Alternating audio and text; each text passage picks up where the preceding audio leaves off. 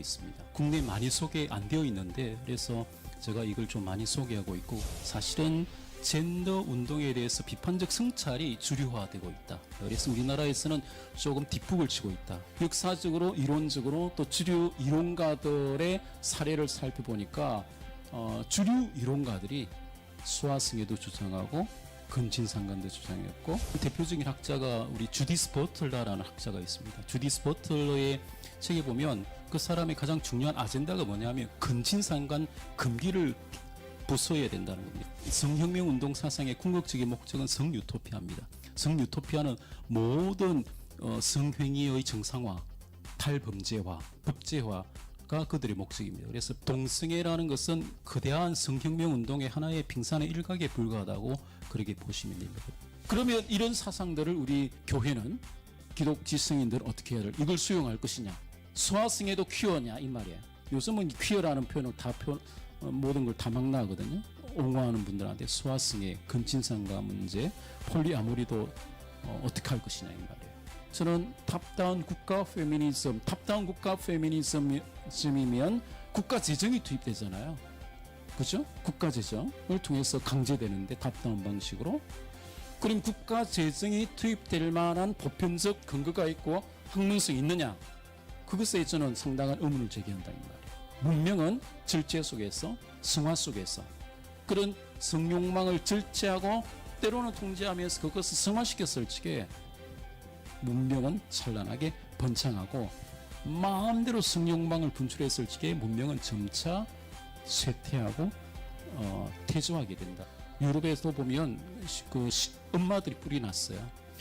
이런 조기 성교육을 한다고 엄마들이 났었습니다. 특별히 이제 교회 다니는 엄마들, 교회 오빠들도 들고 일어나고 때로는 행동하고 시민운동하고 또 공론화시키고 지식인들을 키우고, 이제는 조금 수세적인 자세가 아니라 보다 적극적으로 공세적인 자세로 우리가 계몽하는 자세로 초대 그리스도인들처럼 그리스 로마의 그런 성적인 문화에 물들지 아니하고 기독교적 성도덕을 지키게 하시고 건전한 성문화를 주도할 수 있는 저희 한국의 교회가 될 수 있도록 주님 인도하여 주시고, 저희들 개인들은 약합니다. 공동체가 함께 서로 인도하고 서로 연대하며 나갈 수 있도록 지식인들이 이를 각성하고 계몽하여서 이 문제에 대해서 적극적으로 대처해 나갈 수 있도록 주님 지혜를 주시고, 오소서 거룩한 성령이여, 오소서 거룩한 성령이여, 오소서 저희들을 변화시키시고 이 문제들을 잘 주도할 수 있도록 인도하여 주옵소서.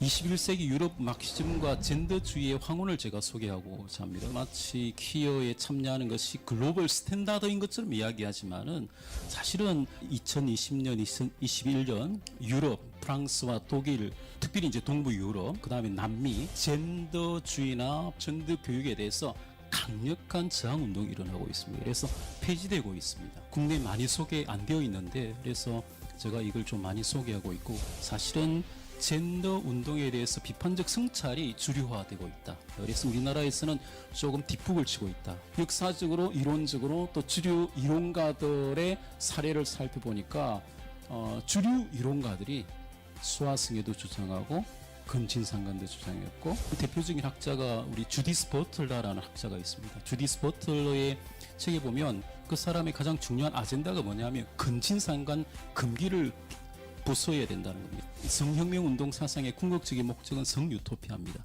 성유토피아는 모든 성행위의 정상화, 탈범죄화, 법제화가 그들의 목적입니다. 그래서 동성애라는 것은 거대한 성혁명 운동의 하나의 빙산의 일각에 불과하다고 그렇게 보시면 됩니다. 그러면 이런 사상들을 우리 교회는, 기독 지성인들은 어떻게 해야 될, 이걸 수용할 것이냐? 수화성애도 퀴어냐 이 말이에요. 요즘은 퀴어라는 표현을 다 모든 걸 다 막나거든요. 옹호하는 분들한테 수화성애, 근친상간 문제, 폴리아모리도 어떻게 할 것이냐 이 말이에요. 저는 탑다운 국가 페미니즘, 탑다운 국가 페미니즘이면 국가 재정이 투입되잖아요. 그죠? 국가 재정을 통해서 강제되는데 탑다운 방식으로. 그럼 국가 재정이 투입될 만한 보편적 근거가 있고 학문성이 있느냐? 그것에 저는 상당한 의문을 제기한다는 말이에요.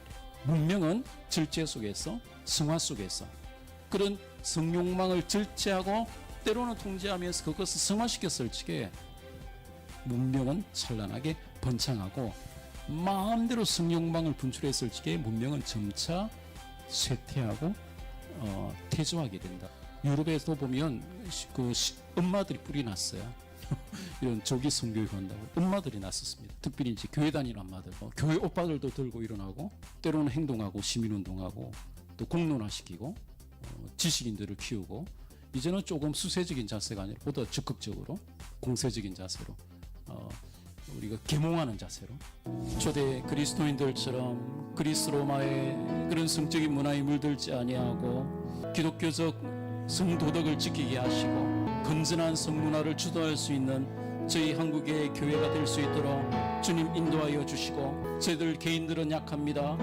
공동체가 함께 서로 인도하고 서로 연대하며 나갈 수 있도록 지식인들이 이를 각성하고 계몽하여서 이 문제에 대해서 적극적으로 대처해 나갈 수 있도록 주님 지혜를 주시고, 오소서 거룩한 성령이여, 오소서 거룩한 성령이여, 오소서 저희들을 변화시키시고 이 문제들을 잘 주도할 수 있도록 인도하여 주옵소서.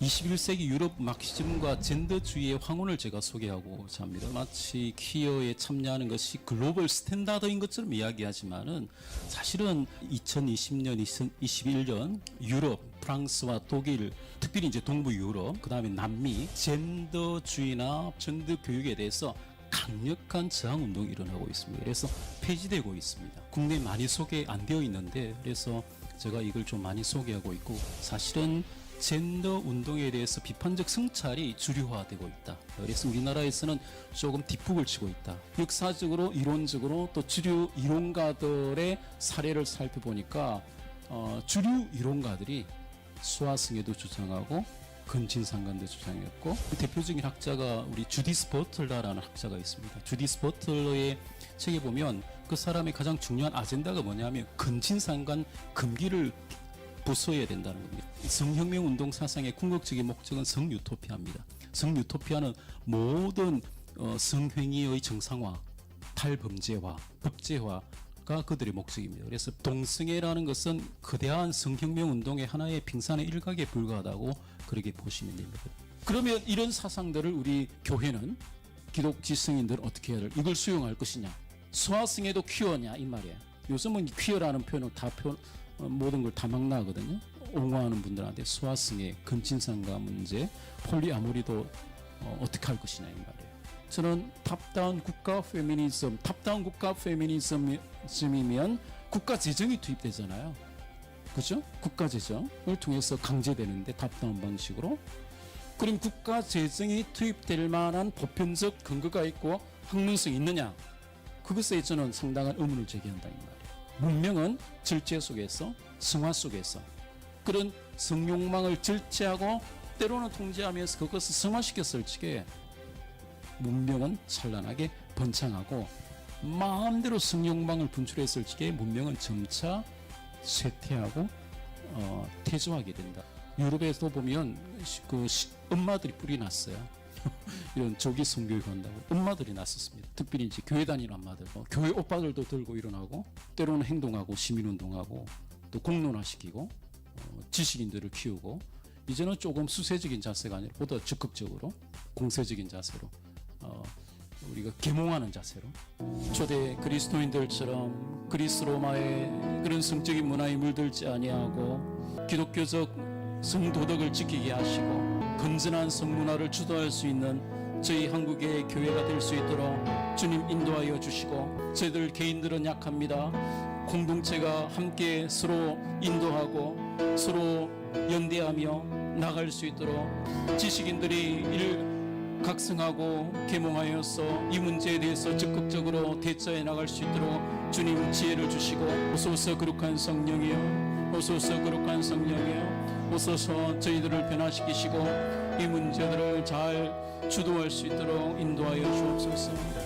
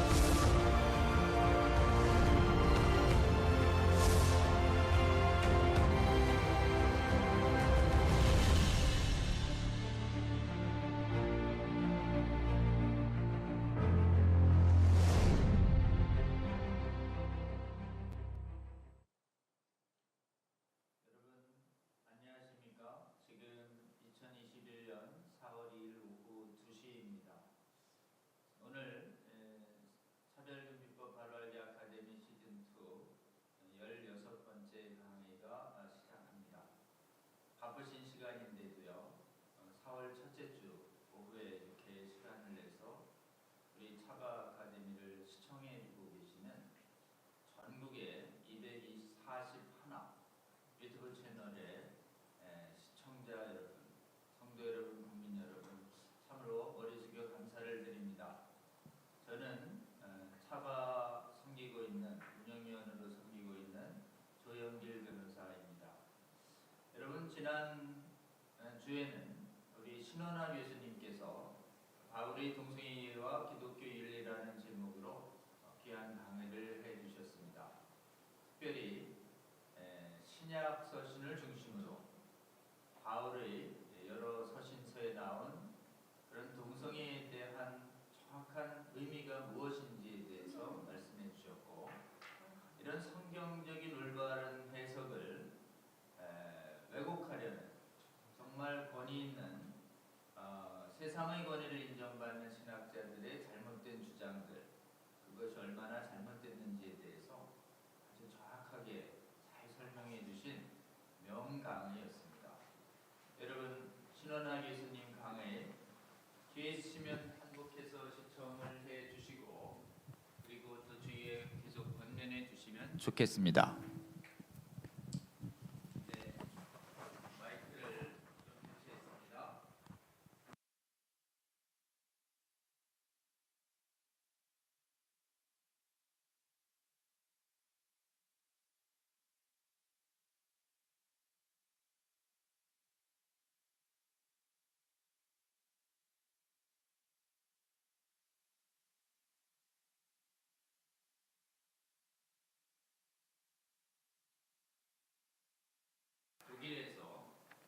브루크 대학에서 수학하시다가 오스트리아의 인스브루크 대학교에서 조직신학부의 그 기독교 사회론을 전공하셔서 그곳에서 신학 박사 학위를 득하셨습니다. 그 후로 귀국하셔서 여러 가지 다양한 저술과 강연 활동을 지금 전념해 주고 계시는데요. 특별히 최근에 우리 차바와 관련해서 아주 귀한 책을 저술해 주셨습니다. 제가 들고 왔는데요. 제목이 문화막시즘의 황혼이라는 책입니다.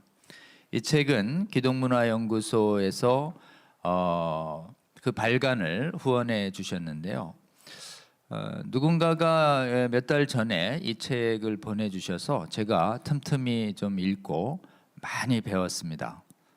그래서 이 귀한 강의를 우리 내용을 우리 많은 우리 차바하 시청자분들에게도 좀 소개해 올려야 되겠다라고 해서 우리 운영위원분들과 협의해서 올리게 오늘 강사로 모시게 됐습니다. 여러분, 이 책의 내용은 거의 3분의 2 이상이 프로이드 마르크시즘과 진도 이데올로기 그리고 차별금지법의 문제점을 정말 지성적 관점에서 정확하고 예리하게 이렇게 밝혀주시고 계시고, 이미 또 서구 사회의 지성계에서 일어나고 있는 굉장히 권위 있는 학자들의 타당한 비판의 내용도 아주 자세히 소개해주고 있습니다.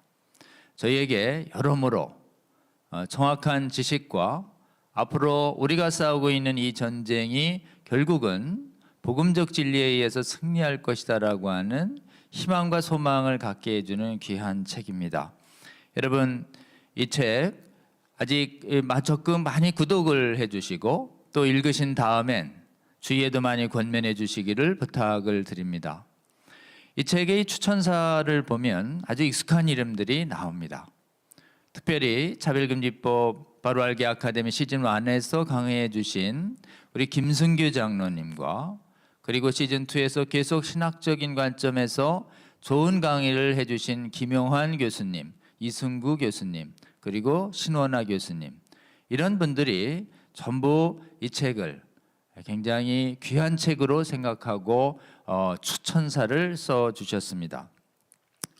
오늘 우리 정일권 박사님 강의 제목이 차별금지법은 문화막시즘의 헤게모니 전략이라고 하는 이 제목으로 지금 강의를 해 주실 텐데요. 우리 기독문화연구소는 여러분이 차별금지법 바로 알기 아카데미를 주관하고 있는 공동 주관기관 중에 하나입니다.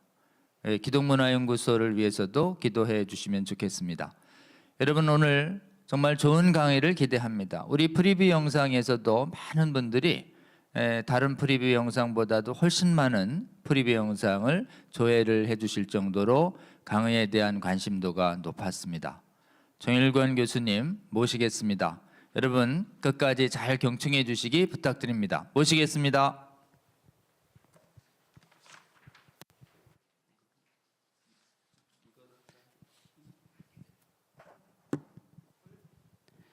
네, 기도하고 시작하겠습니다. 오소서 거룩한 성령이여, 이 시대의 향락주의적 시대 정신을 저희가 거스를 수 있도록 그 옛날 그리스 로마의 방탕한 성적 문화에 저항하면서 모든 것을 공유하지만 안에는 공유하지 않았던 초대 그리스도인들의 높은 수준의 도덕성을 저희가 회복하여서 이 시대에 저항하면서 도덕적 용기를 가지게 하시고, 오늘 부족한 자가 서서 강의하고자 하오니 지혜의 성령께서 인도하셔서 전국의 모든 교회들이 이 문제의 심각성을 깨닫고 함께 연대하며 함께 저항하며 함께 거룩하고 도덕적이고 또 건강한 한국 사회에 기여할 수 있는 저희 기독 시민 운동이 될 수 있도록 인도하여 주옵소서. 우리 주 예수 그리스도의 이름으로 기도하옵나이다. 아멘. 오늘 제가 강의할 부제는요, 푸코, 버틀러, 그 다음에 젠더 퀴어의 동성애, 소아성애, 근친상간에 대한 비판입니다. 지금 문화막시즘의 헤게모니 전략보다 제가 아마 국내에서 가장 먼저 아마도 최근에 국내 주요 언론에서 보도된 바 있는 그 미셸 푸코의 그 소아성애 범죄에 대해서 먼저 좀 소개하고 헤게모니 전략 문화막시즘에 대해서 이야기 드리겠습니다.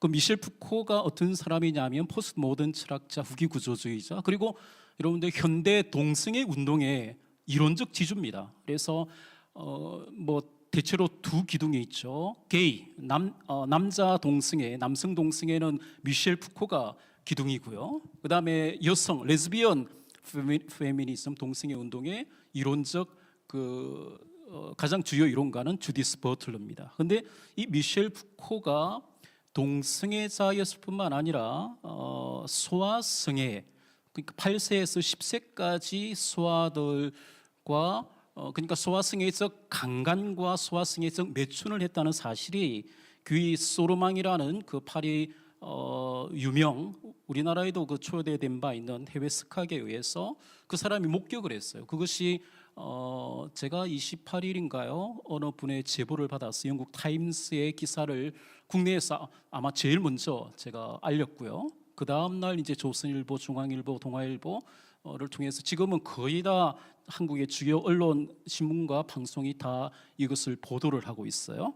한겨레 신문은 조금 지금 의도적 침묵인지 모르는 건지 침묵하고 있는 것 같습니다. 그래서 이 문제가 굉장히 심각합니다. 그러니까 동성애 운동에만 제한되는 것이 아니라 동성애 운동과 소아성애 운동, 그리고 주디스 버틀 같은 사람은 근친상간 금기의 실패 또는 폐지를 주요한 그 이론적 아젠다로 삼는 사람이거든요. 그래서 저는 이 문제가 굉장히 중요하고, 제가 이 강의를 통해서 던지는 화두는 소아성애자도 과연 성소수자인가, 다자성애자도 성소수자인가, 그 다음에 근친상간자도 성소수자인가라고 제가 질문을 던지고 싶습니다.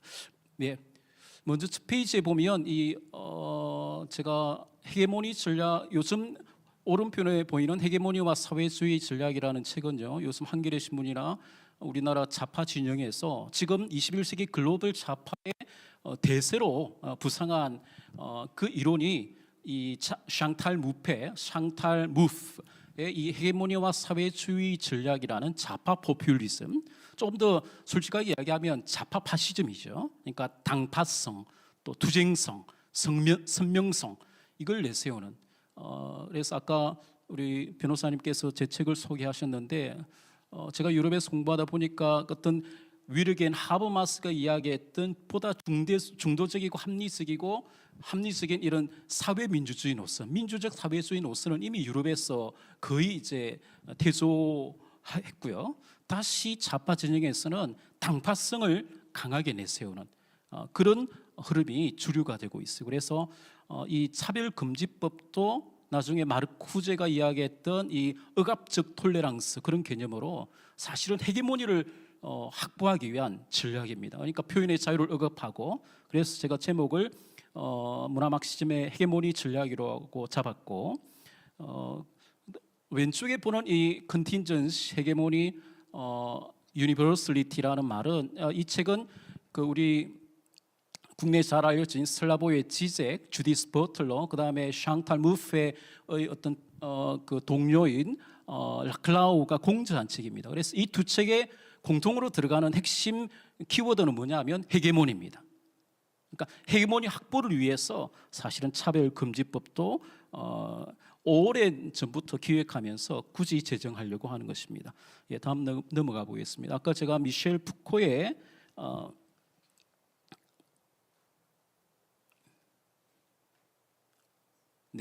미셸 푸코의 그 소아성애적 강간범이라는 이 기사, 지금 조선일보 기사를 제가 2월 21일, 3월 30일 기사를 했는데요. 영국 타임스에서 먼저 보도를 했고요.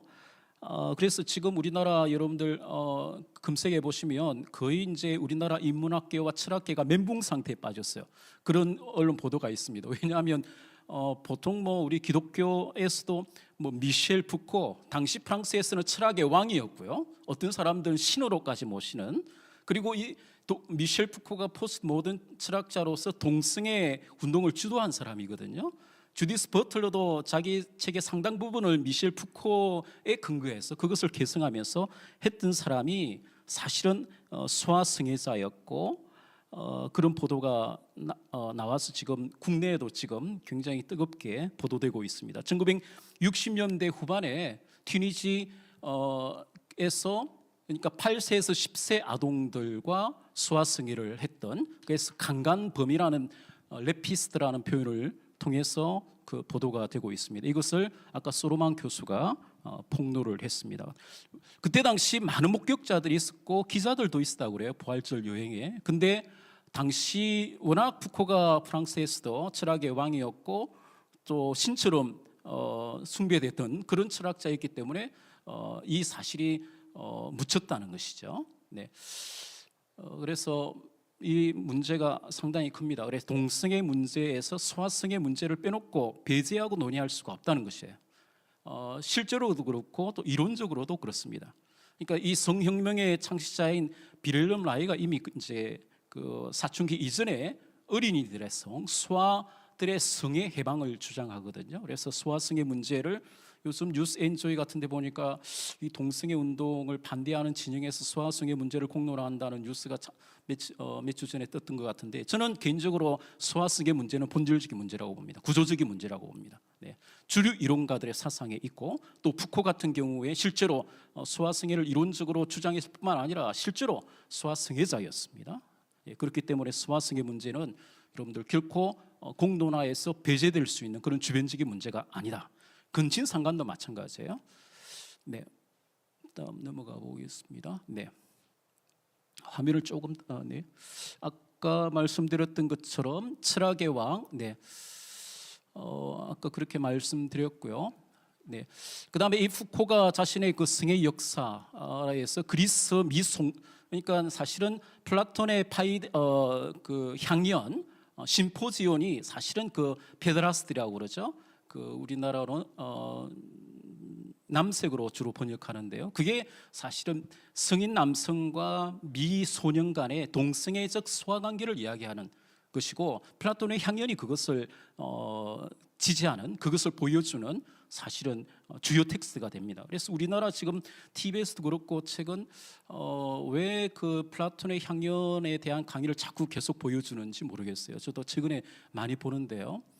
그게 보면 소위 디오니소스적인 마니아, 그러니까 이 마니아 속에서 통과 의례의 가정중에 교육의 목적으로 그런 페데라스티가 실제로 이루어졌다는 거예요. 그래서 그런 트랜스그레이션, 파괴가 블레싱을, 축복을 가져다 준다, 그런 주장을 해요, 플라톤의 향연에서.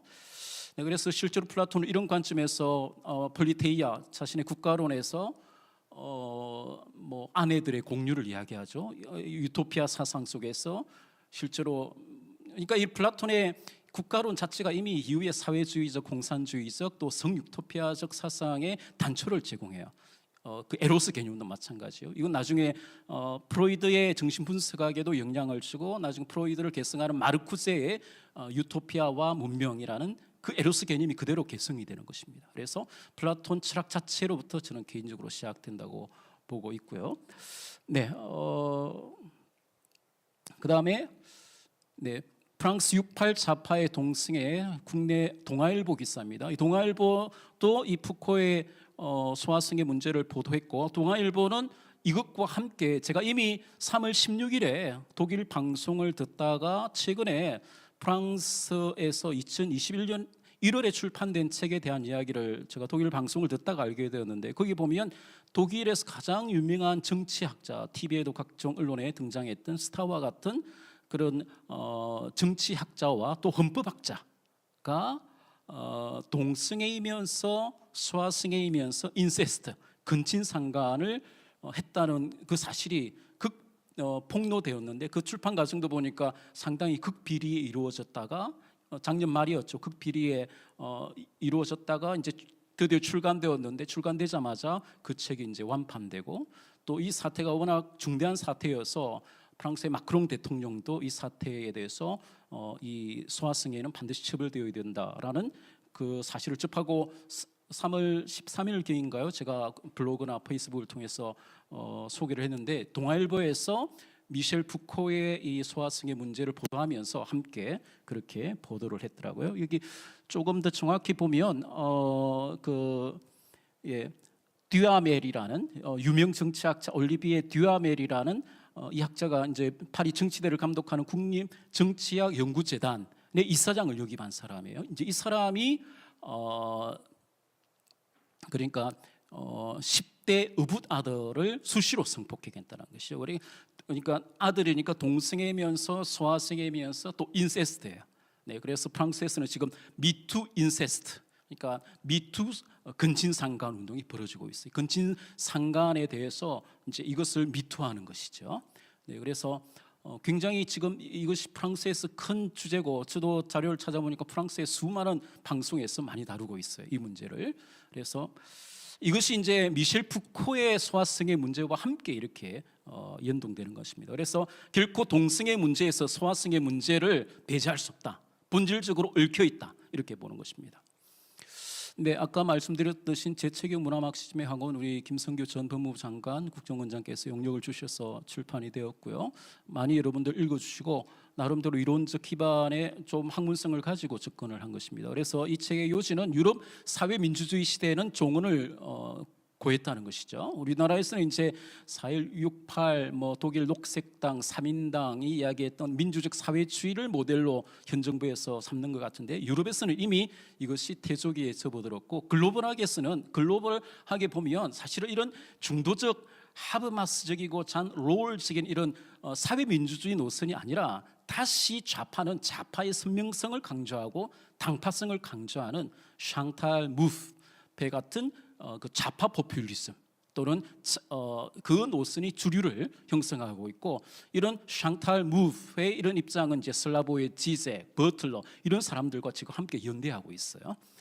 네, 아까 앞에서 제가 한 그 폴리오를 했는데 빠졌네요. 예, 제가 슬라보의 지제의 최근 자료를 찾다가 아까 이 미셸 푸코만 소아성애를 이론적으로 합법화를 주장하고 주장했던, 또 소아성애를 실제로 했던 것뿐만 아니라 슬라보의 지적에 의하면 당시 거의 대부분의 포스트 모던 철학자들, 예를 들어서 그 데리다, 그다음에 들레즈 가타리, 롤랑 바르트, 이런 대부분의 그 포스트 모던 철학자들이 소아성애의 탈범죄화를 주장했어요. 그리고 장폴 샤르트르하고 시몬 드 보부아르도 소아성애의 탈범죄화를 주장했다는 그 내용을 제가 슬라보의 지적에 글에서 제가 발견했습니다. 그래서 나중에 제가 독일 녹색당의 소아성애 합법화 주장에 대해서 소개할 것인데, 이미 유럽 68 좌파, 프랑스 68 좌파, 포스트 모던 좌파들이 거의 대부분의 주요 이론가들이 소아성애의 탈범죄화를 주장했어요. 그래서 동성애, 성혁명, 성정치 이 논의에서 소아성애를 빼놓고 이야기하는 것은 사실은 그것은 정당하지 않고 정의롭지 않다고 보는 것입니다. 그래서 소아성애 문제는 핵심에 있고, 제 책이 주장에 소개하고자 했던 것은 68 유럽 향락주의 좌파의 그 향락주의 좌파라는 표현은 제 표현이 아닙니다. 헤도니스틱 레프트라고. 이것은 사실은 68 그 소위 성혁명, 성정치를 주도했던 그런 사람들을 통칭하는 그런 주요 개념입니다. 테크니컬한 개념입니다. 향락주의적 좌파의 황혼을 제가 소개하고자 했고요. 이거 보면 68 운동의 산물인 젠더주의도 사실은 68 운동의 산물이에요. 젠더 교육, 우리나라에서는 성인지 교육으로 이렇게 나오는데, 그래서 우리나라에서 지금 성인지라고 하는 건 사실은 젠더입니다. 예. 그래서 성인지 감수성, 젠더는 젠더 감수성이었고요.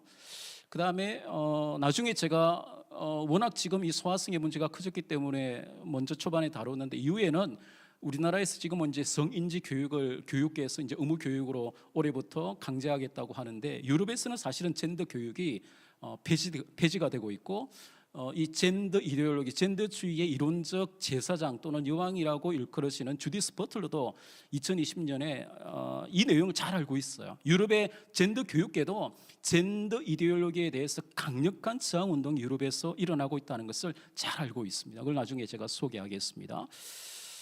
네, 차별금지법은 문화 막시즘의 전략, 자유에 대한 배신과 교육 독재. 이것은 이제 마르쿠제 이야기인데요. 마르쿠제는 굉장히 중요합니다. 마르쿠제는 마오와 칼 막스와 함께 가는 3M이라고 그러죠. 예, 그 정도로 미국의 그 대학 문화, 좌파 그 대학생 문화나 대학 정치에 깊이 영향을 줬고, 유럽 6파에도 강력한 영향을 준 독일 프랑크푸르트 학파의 주요 이론가죠. 그리고 보면 교육 독재로의 긴 행진이라는 제목으로 독일 보수주의 사상가 바이스만은 새로운 사회주의 언어 검열인 정치적 올바름에 대해서 설명하면서 문화 막시즘을 지향했던 독일 프랑크푸르트 학파의 마르쿠스에는 칼 막스가 예언한 공산주의는 이 칼막스가 자유의 제국을 꿈꾸었잖아요. 그게 이제 사회주의 그 혁명이 완성된 단계를 자유의 제국이라고 했어요. 근데 그 자유의 제국에 대한 전 단계로서 먼저 부자유의 단계가 선행되어야 하며, 이 부자유의 단계에서는 교육 독재, 찌흥 스틱탁투어가 필요하다고, 쉽게 말하면 프로레타리아 독재가 필요하다고 주장했던 것을 상기시켰습니다. 마르쿠제, 나중에 억압적 톨레랑스 개념이 나옵니다. 마르쿠제는 이 자유의 제국인 공산주의 완성 이전의 그 전 단계로서 민주주의와 자유를 임시적으로 폐지해야 한다고 주장을 했습니다. 그래서 부자유의 단계에서는 언론의 자유와 표현의 자유의 제한이 이루어져야 된다고 이미 이제 마르쿠제가 주장을 했죠. 이러한 마르쿠제의 주장은 미국과 독일의 좌파 학생 운동에 지대한 영향을 주었고요. 이러한 사유의 그 기원은 사실은 장작 그루스에 있습니다. 사유주의 사유의 아버지인 장작 그루스에까지 거슬러 올라가는데, 이미 이제 이사야 벌린이 이 장작 그루스의 이런 사상에 대해서 이것은 자유에 대한 배신이다라고, 자유에 대한 배신이라는 것은 이사야 벌린의 강의 제목입니다.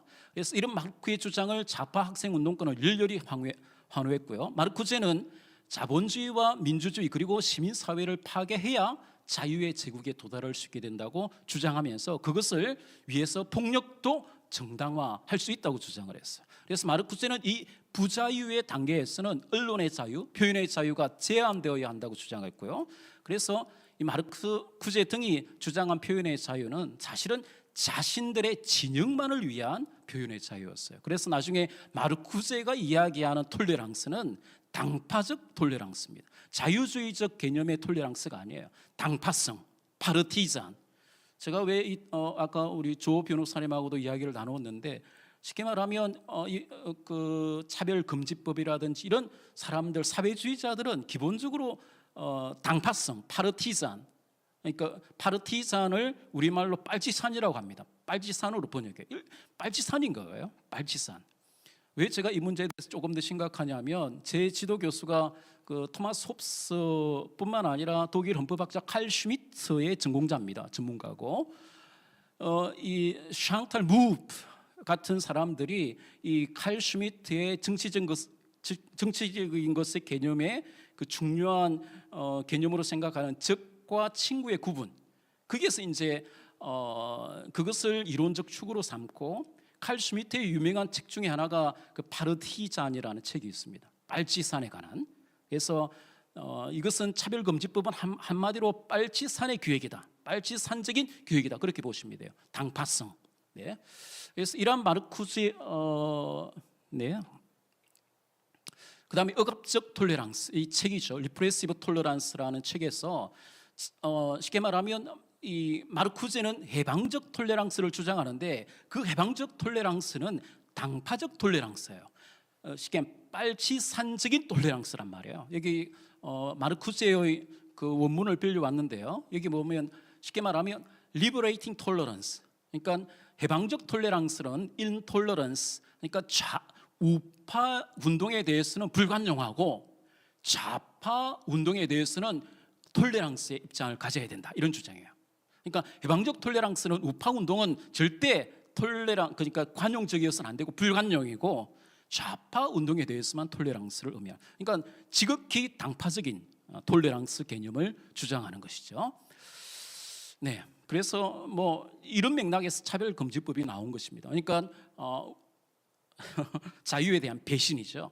자기들은 이제 우리 좌파 자유주의라고 이야기하는데 사실은 자유에 대한 배신이에요. 네. 그다음에 헤게모니와 사회주의의 전략, 아까 이야기했던 이건 굉장히 중요하다고 봅니다. 지금은 글로벌하게 이것이 대세를 이루고 있어. 그래서 헤게모니를 빼놓고 현 글로벌 좌파 운동을 이해할 수가 없어요. 선명하고 투쟁적인 당파성. 네.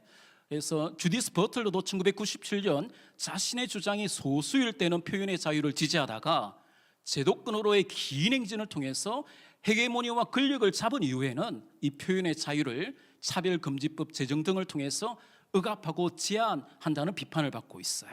그래서 샹탈 무프, 주디스 버틀러, 슬라보의 지적은 같은 진영에 스스로 연대하고 있다고 보시면 됩니다. 그래서 21세기 글로벌 좌파 사회주의의 대세로 부상한 샹탈 무브의 레프트 포퓰리즘을 제가 소개했고요. 그 다음에 성소수자라고 자꾸 이제 빅팀 이데올로지, 어떤 피해자, 소수자 정치학의 논리로 내세우는데 사실은 이런 그 성혁명 사상에 있어서는 성소수자들이 새로운 혁명 주체로 이해를 되고 있어요. 그래서 성소수자가 새로운 혁명 주체다.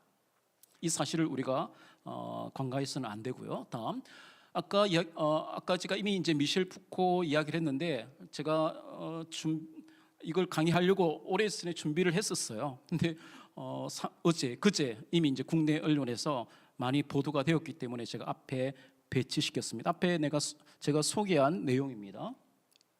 그 다음에 미셸 푸코가 수화성애자일 뿐만 아니라 주디스 버틀러도 사실은 젠더 트러블 같은 데서 보면 근친상간의 금기의 폐지뿐만 아니라 수화성애의 어떤 성욕망을 긍정하는 그런 주장을 하고 있고요.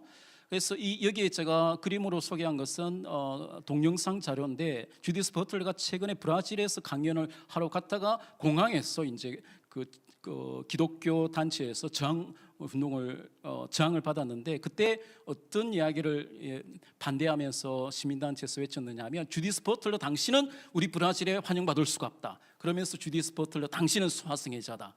이런 내용이 등장을 합니다. 그래서 수화성애 문제는 푸코뿐만 아니라 사실은 버틀러에까지 적용되고요. 버틀러에게서 저는 더 개인적으로 더 조금 심각하게 보는 문제는 사실은 킨십, 친족 관계를 새롭게 해체하고 재구성하겠다는 그런 전략이에요. 그래서 요즘 KBS 최근에 그 다양한 가족 개념이 등장했는데 그 사실은 퀴어 킨십이에요.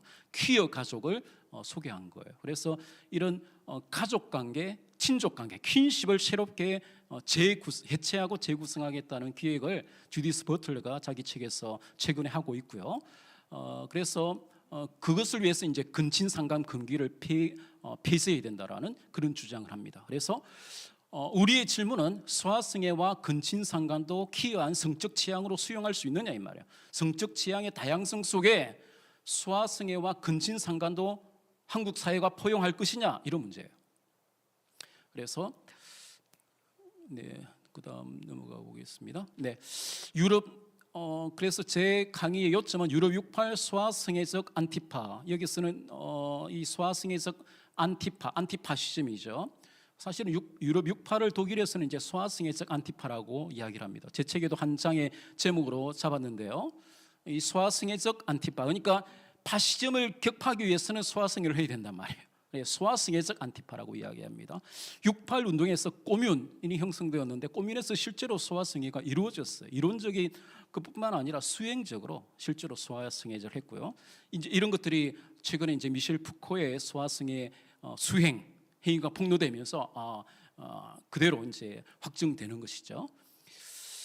그래서 아까 말씀드렸듯이 수화성애자도 성소수자인가 질문해야 합니다. 근친상간자도 성소수자인가? 다자성애자도 성소수자인가? 그래서 수화성애 근친상간을 지지한 학자들 보면 비렐럼 라이, 출발은 사실은 비렐럼 라이입니다. 나중에 제가 프로이드 이야기도 하겠지만은 공산주의 사상을 정신분석하게 도입한 사람은 비렐럼 라이거든요. 비렐럼 라이가 사실은 프로이드는 사춘기 이후의 성을 이야기했지만은 비렐럼 라이부터 사춘기 이전으로 돌아갑니다. 그래서 수아들의 어린아이들의 성해방을 이미 비렐럼 라이가 주장했기 때문에 이론적으로 수화성의 문제는 이미 비렐럼 라이부터 시작된다는 것이죠. 그 다음에 젠더 개념의 창시자인 존 머니, 그 다음에 알프레드 퀸제이도 사실은 나중에 그 주디스 리스만 박사의 연구를 소개하겠는데 수화성애자고 또 가학피학증인 가학피학증 그 사도마조키즘자예요. 아까 앞에서 잠깐 제가 읽지는 않았는데 미셸 푸코도 그 수화성애뿐만 아니라 그 사도마조키즘적인 지향을 가졌다고 언론에 보도된 바가 있습니다. 미셸 푸코도 그렇고요. 그다음에 나중에 이제 최근에 독일에서 큰 게이트화된 문제가 있는데 그것이 이제 독일 헬무트 켄틀러 교수. 그러니까 독일 성교육 조기 성교육 또는 독일 젠더 성교육의 아버지예요. 이 사람이 소아성애를 실험한 사실이 최근에 폭로되었어요. 그러니까 소아성애 문제가 여러분들 주변적인 문제가 아니에요. 지금 사실은 유럽에서 가장, 프랑스와 독일에서는 소아성애 문제가 가장 큰 주제로 떠올랐어요. 그 다음에 독일 녹색당.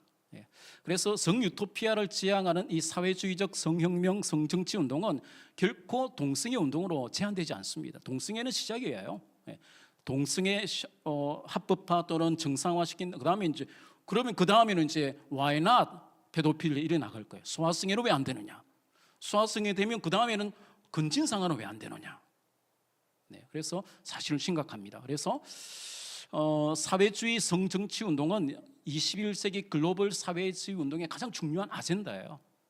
이것은 뭐 일부 극우 개신교가 반대하는 그런 문제가 아니고 어떤 분의 말처럼 그 어떤 하루살이의 문제가 아니에요. 낙타의 문제예요. 심각한 문제고 글로벌 사회주의자들의 생각할 적에 가장 중요한 그 아젠다 중에 하나가 성정치예요. 이것을 한국 교회가 꼭 명심하셔야 된다.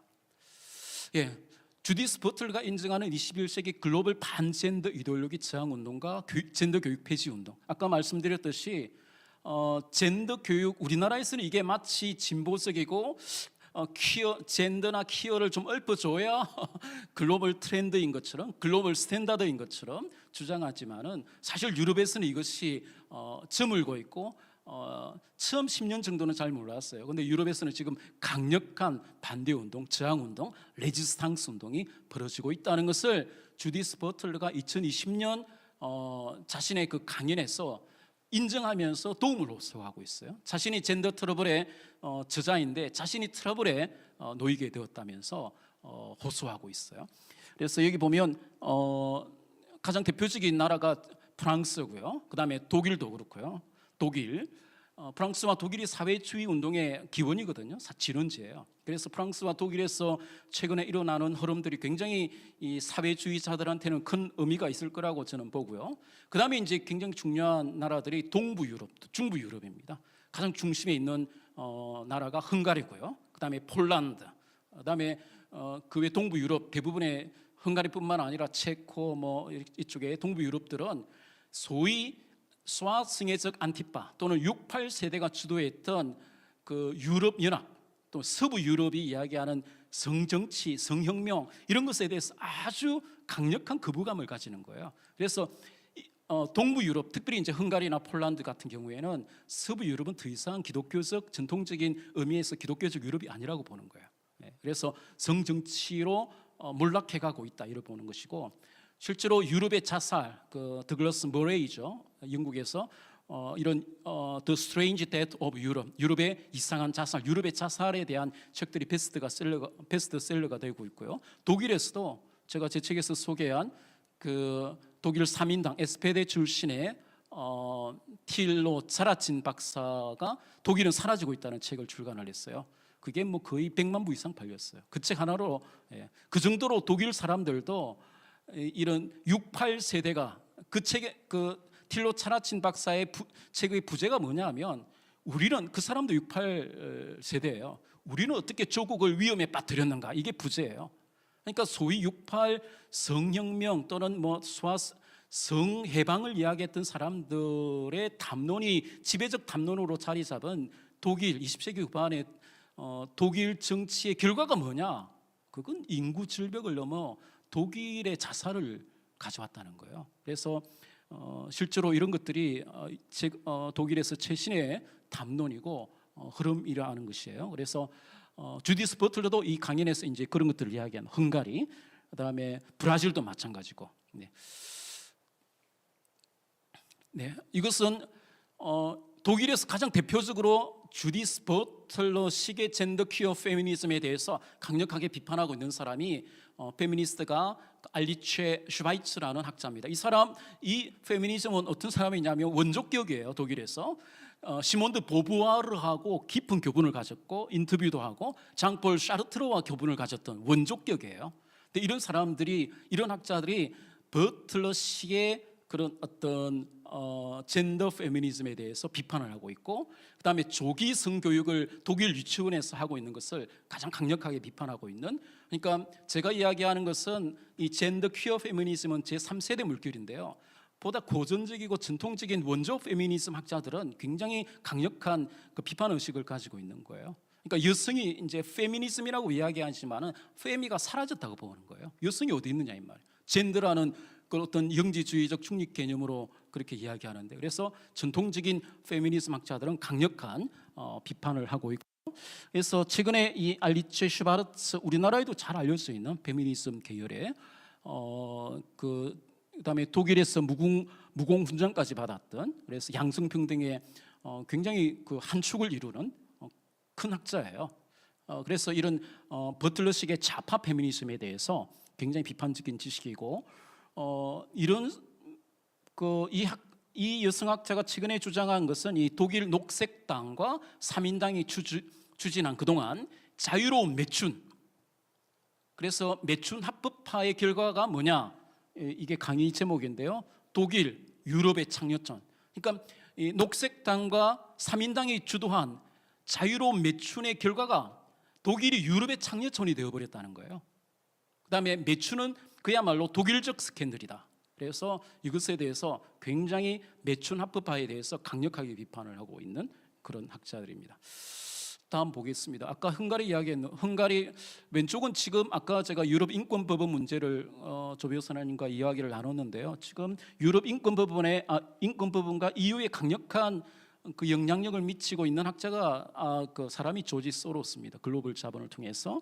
헝가리죠. 그래서 헝가리 출신이고, 이 사람은 빅토 오르반 총리인데요. 오르반 총리는 우리 일부 뉴스에서 뭐 극우다 이야기하는데 그렇지 않습니다. 그러니까 지금 중부 유럽과 서부 유럽이 상당한 갈등 관계에 있고, 유럽 연합에서 가장 역동적인 나라, 경제적으로나 인구적으로 가장 역동적인 나라로 부상한 국가들이 중부 또는 동부 유럽입니다. 그래서 서부 유럽이 이야기하는 포스트 모던적인 그런 성정치, 성혁명에 대해서 강력한 저항 운동을 펼치고 있죠. 그래서 지금은 대결이 이 소로스와 빅토 오르반의 대결로 그렇게 나가고 있는데요.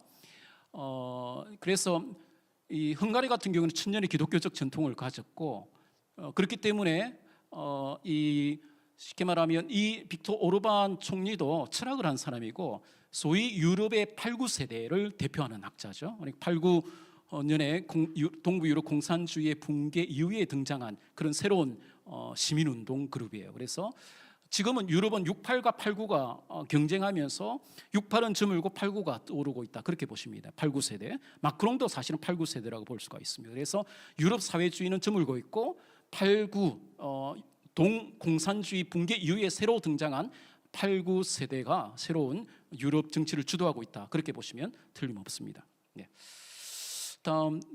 그다음에 성인지 젠더 교육, 그다음에 독일에서는 이 젠더를 헛소리라고 합니다. 젠더 움프 또는 젠더 광귀, 젠더 반이라고 합니다. 이게 미친 짓이에요. 미친 성교육.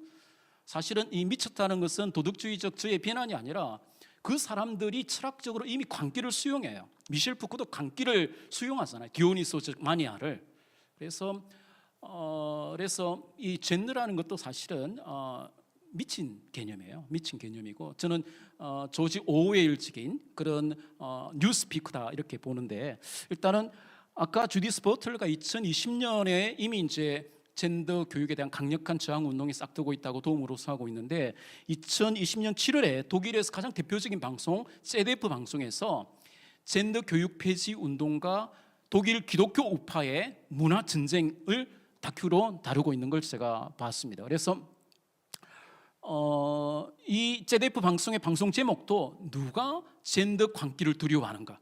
아마 이게 주디스 버틀러하고, 주디스 버틀러도 헝가리계 유대인이에요. 그래서 헝가리계 유대인인 걸로 알고 있기 때문에 조지 소로스와의 약간의 맥락이 관계가 있는 걸로 보는데요.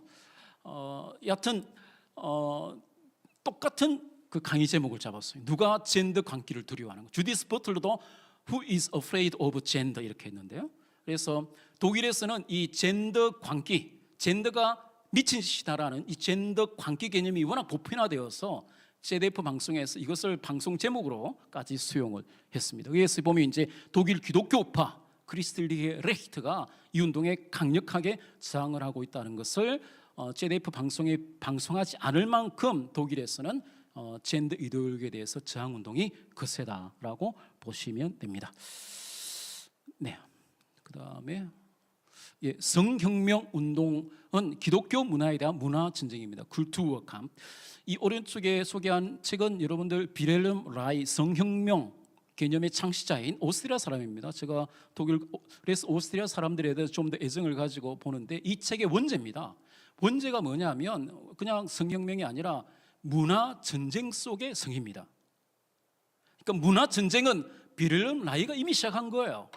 빌헬름 라이의 책에 보면 기독교 교회에 대해서 크리미널 굉장히 기독교를 범죄화시키고 있어요. 그러니까 강렬한 반기독교적 정서를 가지고 있는 사람이고요. 그래서 문화 전쟁 속의 성, 그러니까 이미 이런 빌헬름 라이 또는 마르쿠스의 이런 개념들은 반기독교적 근본 정서를 깔고 있는 거예요. 그래서 그들이 먼저 문화 전쟁을 시작한 것입니다. 그래서 문화 전쟁은 기독교 우파에서 시작한 것이 아니에요. 그래서 그다음에 이 책의 부제가 뭐냐면 사회주의적 재구조화를 위하여. 그러니까 성혁명을 일으키는 사람, 성정치 운동을 하는 사람들은 결국은 사회주의적 재구조화, 인간 개조, 인간 재교육을 위한 목적을 가지고 있다는 말이에요. 그래서 왜 소아성의 문제가 필연적으로 내포될 수밖에 없느냐 하면 쉽게 말하면 이런 사회주의적 젠더 인간을 양성하기 위해서는 조기 성교육, 조기 성애화, 프리섹수얼리스용, 조기 성애화 또는 과잉 성애화가 필수적 전략으로 나올 수밖에 없다는 말이에요. 그래서 조기 성애와 조기 성교육이 있기 때문에 항상 소아성의 문제가 따라다니는 거예요. 그렇게 보시면 됩니다. 그다음에 아까 제가 독일에서 주디스 버틀러를 강력하게 비판하면서 젠더 개념이나 젠더 성인지 교육을 비판하는 알리츠 슈바르츠 그 원조 페미니즘 학자를 소개했는데 미국에는 어떤 학자가 있느냐? 제가 그 소개하는 저명 페미니즘 학자 중에 크밀 팔리아라는 학자가 있습니다. 최근에 그 조던 피터슨과도 학문적 대화를 한 사람이고요. 이탈리아 출신이고 그래서 자기가 교수로 있을 적에 주디스 버틀러가 대학원생이었다고 이야기를 하더라고요. 그래서 이 사람은 신학자가 아니고 일반 페미니즘 학자지만은 주장하는 내용에 상당한 그 진실의 조각이 크다 그렇게 생각하면서 제가 소개하는 것입니다. 이 크밀 팔리아가 어떤 주장을 하느냐면 트랜스젠더는 쉽게 말해 트랜스젠더 광기는 문명 데카당스 현상이다. 그러니까 이런 현상들이 자기가 역사적으로 살펴보니까 문명이 퇴조하고 농화하고 부패하고 데카당스 단계 말기 현상으로서 트랜스젠더 광기가 등장하는 것이다 라는 것을 박사학위 논문부터 이제 출판한 거예요. 굉장히 여러분 알아보시면 중요합니다. 그래서 그 다음에 두 번째 주장은 어떤 주장을 하느냐면 이런 동성애나 퀴어 젠더, 트랜스젠더는 새로운 이교 현상이다 라는 주장을 크밀 팔리아가 주장합니다. 이 사람은 신학자가 아니에요. 일반 중립지대에 있는 여성학자가 이런 주장을 한다는 건 상당히 의미가 있습니다. 그래서 이것은 쉽게 말하면 그리스 로마의 이교 문화를 유대 기독교가 완전히 정복하지는 못했기 때문에 그동안 억압받았던 이런 새로운 페이거니즘이 새로 부활한 것이다 라고 이 크밀 팔리아라가 보다 중립적으로 이야기를 하는 것입니다. 이 섹슈얼 페르소네이라는 말은 유명한 책이고요. 이 사람의 박사학위 논문이 이제 출간된 것입니다. 그래서 이 미국의 주디스 버틀러의 젠더 페미니즘이나 퀴어 무정부주의에 대해서 가장 이제 깊게 비판하고 있는 학자로 저는 알고 있습니다. 그래서 이런 크밀 팔리아는 소위 젠더는 결국 언어다. 그러니까 주디스 버틀러의 입장은 언어 구조주의적이거든요. 라캉도 언어 구조주의고 사실은 후기 구조주의 이야기하지만 결국 언어예요. 언어 유희에 이게 젠더를 언어로 환원시켜 버리는 거예요. 이런 해체주의적이고 언어 구조주의적 그 페미니즘에 대해서 강력하게 비판을 하는 거예요. 그리고 그녀는 섹슈얼리티 연구를 위해서는 서구 계몽주의로부터 시작할 것이 아니라 고대 문명과 세계 문명에 대한 보다 인류학적인 연구가 대학 수업에 반영되어야 된다. 그래서 아까 화두는 뭐냐 하면 당파성이 아니라 보편 타당성이에요. 그래서 제가 이런 젠더 퀴어나 성혁명 사상을 비판하는 것은 보편 타당성이 길려된 나중에 사상 누각이라고 저는 보고요. 학문적 근거가 없다. 학문성을 의심하는 거예요. 보편 타당성이 길려된 사회주의적 당파주의에 빠진 그런 탐론에 불과하다, 이데올로기에 불과하다라고 저는 보는 것입니다. 그래서 레비스트로스와 프로이드를 논하는 버틀레의 입장은 인류 문명 그리고 종교, 신화에 대한, 나중에 제가 오이디푸스 신화에 대해서 이야기하겠습니다. 이런 신화에 대해서 보편적이고 학문적 이해에 기초한 탄탄한 이론이 아니라 모든 것을 언어로 해체해버리는 급진 사회 구성주의적이고 급진 관념론적인 언어 구조주의적 언어유의고 뭐 일종의 선문답 비슷한 거예요. 사실은 퀴어도 선문답 비슷한 거예요. 칸하고 비슷한 그런 허무주의적 담론이라고 보고 일반 우리 보편 사회가 함께 따라갈 그런 이념이 될 수 없다, 그렇게 봅니다. 다음 트랜스젠더 퀴어는 새로운 이교주의다. 아까 말씀드렸듯이 그 다음에 젠더 퀴어 동성애 담론들은 21세기의 새로운 이교 현상이고, 그 다음에 좀 더 깊게 살펴보면 제 책에서도 이제 새로운 영지주의다, 새로운 그노시스다라고 이야기를 했습니다. 그 다음에 모계 사회론 등의 학문적 근거가 없는 것처럼, 그 다음에 젠더라는 성인지라는 헛소리. 그래서 아까도 우리나라에서는 이제 성인지라고 바꿔서 그러는데 바꾼다고 해서 바뀌는 게 없어요. 둘 다 헛소리입니다. 그 다음 넘어가겠습니다. 이것은 이제 젠더 이데올로기는 이미 실패했다고 유럽에서는 봅니다. 오스트리아 국회의원의 발언을 제가 이미 실패했어요. 노르웨이의 사례에서 잘 나타나고요. 그 다음에 젠더 연구는 학문이 아니다라고 주장을 합니다. 저도 강하게 학문성을 의심합니다. 왜 학문성을 의심하는 두 가지 근거가 있는데, 하나는 생물학을 인정하지 않는 그것이 학문이 될 수 없다고 봅니다. 기본적으로 이 사람들은 반생물학적인, 젠더도 반실제주의적이고 반생물학적이거든요. 그래서 생물학을 인정하지 않는 그것은 보편적 학문성을 할 수 없다고 보는 것이에요. 그래서 이 오스트리아 국회의원도 생물학을 인정하지 않는 젠더 이데올로기는 학문이 아니고 유사학문이며 사회주의적 이데올로기다. 그래서 노르웨이처럼, 이제 노르웨이가 가장 대표적인데요. 젠더 교육을 가장 먼저 선진적으로 받아들였지만 해보니까 결국은 남녀의 차이는 분명해진다는 말이, 직업 선택에 있어서도. 노르웨이의 그 역설이라는 유명한 사례가 있습니다. 그 코미디언이 앞장섰죠. 그래서 다 인터뷰하면서 TV 그 마이크를 들이대면서 국민들이 다 보게 이 젠더를 한번 설명해봐라 그러면서 나중에 이제 그 젠더를 이야기했던 사람들이 다 뭐 제대로 설명하지 못해서 지금 노르웨이에서는 거의 폐지되고 있고 예산도 거의 다 대폭 삭감되고 있습니다. 그래서 이 노르웨이 경우처럼 젠더 교육이, 성인지 교육이 실패했지만 이것이 좌파 지식인들에는 금기가 되어 왔다고 주장을 합니다. 그래서 생물학과 인류학은 학문이지만은 성인지 젠더 연구는 학문이 아니라고 이 사람은 바로 지적합니다. 그 다음에 젠더 성교육의 아버지, 독일 헬무트 켄틀러의 소아성의 실험 폭로. 이게 독일 2017년 게이팅겐 대학인데요. 이 켄틀러 게이트가 됐습니다. 지금은 독일 정치권에서. 이건 이제 독일을 대표하는 성어학, 성교육의 뭐 스타고요. 그렇기 때문에 이 파급력이 굉장히 크고요. 소아성의 합법화를 주장했을 뿐만 아니라 어떤 일이 벌어졌느냐면, 실제로 베를린시와 이게 베를린시 의회, 특별히 이제 독일 3인당 SPD 계열의 사람들이 많이 있었는데, 이런 사람들과 긴밀하게 협력하면서 집 없는 아이들을, 홈리스 아이들을 소아성애자들에게 의도적으로 넘겨줬어요. 그래서 의도적으로 넘겨줘서 15년 이상 외부와 단절된 채 소아성애적 성폭력과 일종의 강간을 매춘이기도 하고요. 강간을 당하게 했다는 사실이 2016년부터 폭로되면서 공론화되어서 켄틀러 게이트가 되었어요. 그래서 제가 여기 이게 독일 드라이자트라는 뭐 공영방송에도 방송이 되고, 이 사람들 피해자들의 인터뷰도 방영이 되었어요.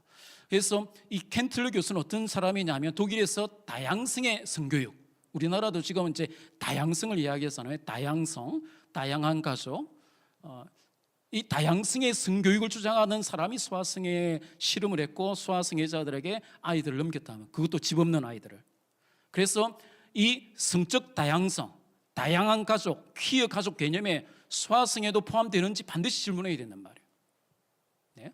그래서 거의 방송의 대부분 이 사람 성교육감이 이 사람이 방송에 출연했던 이기 때문에 굉장히 그 충격이 작지 않고요.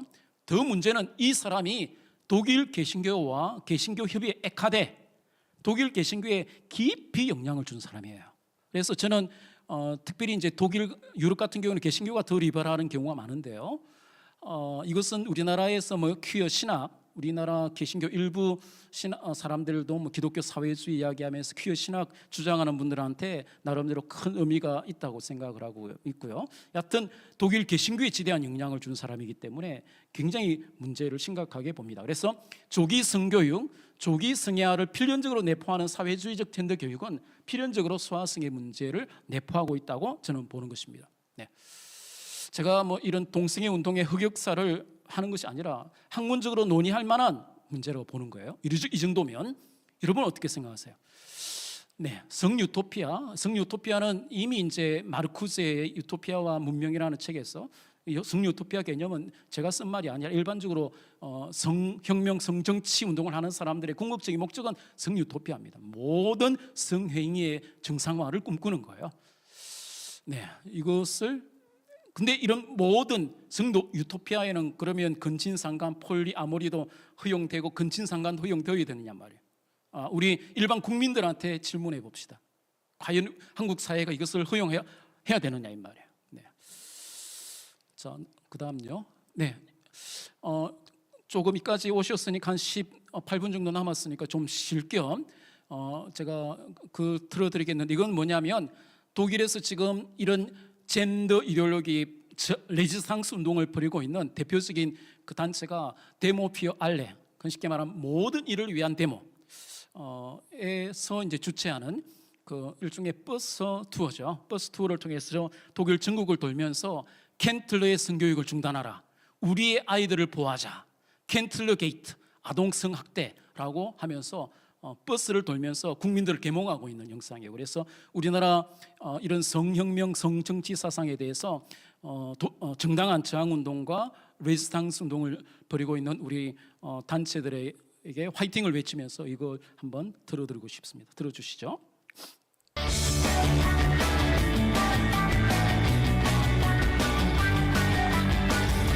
Wir sind bewusste Meinungsfreiheit. 표현의 자유를 도와자 이런 Wir fahren gemeinsam durch Deutschland.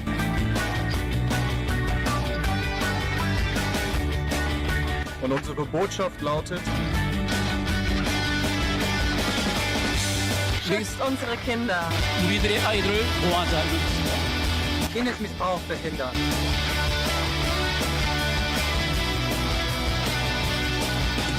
Stopp Kindler Sexpädagogik. Unterstützen Sie uns jetzt. Verbreiten Sie unsere Broschüre.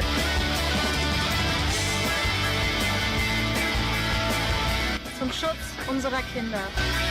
우리들의 아이를 보호하자.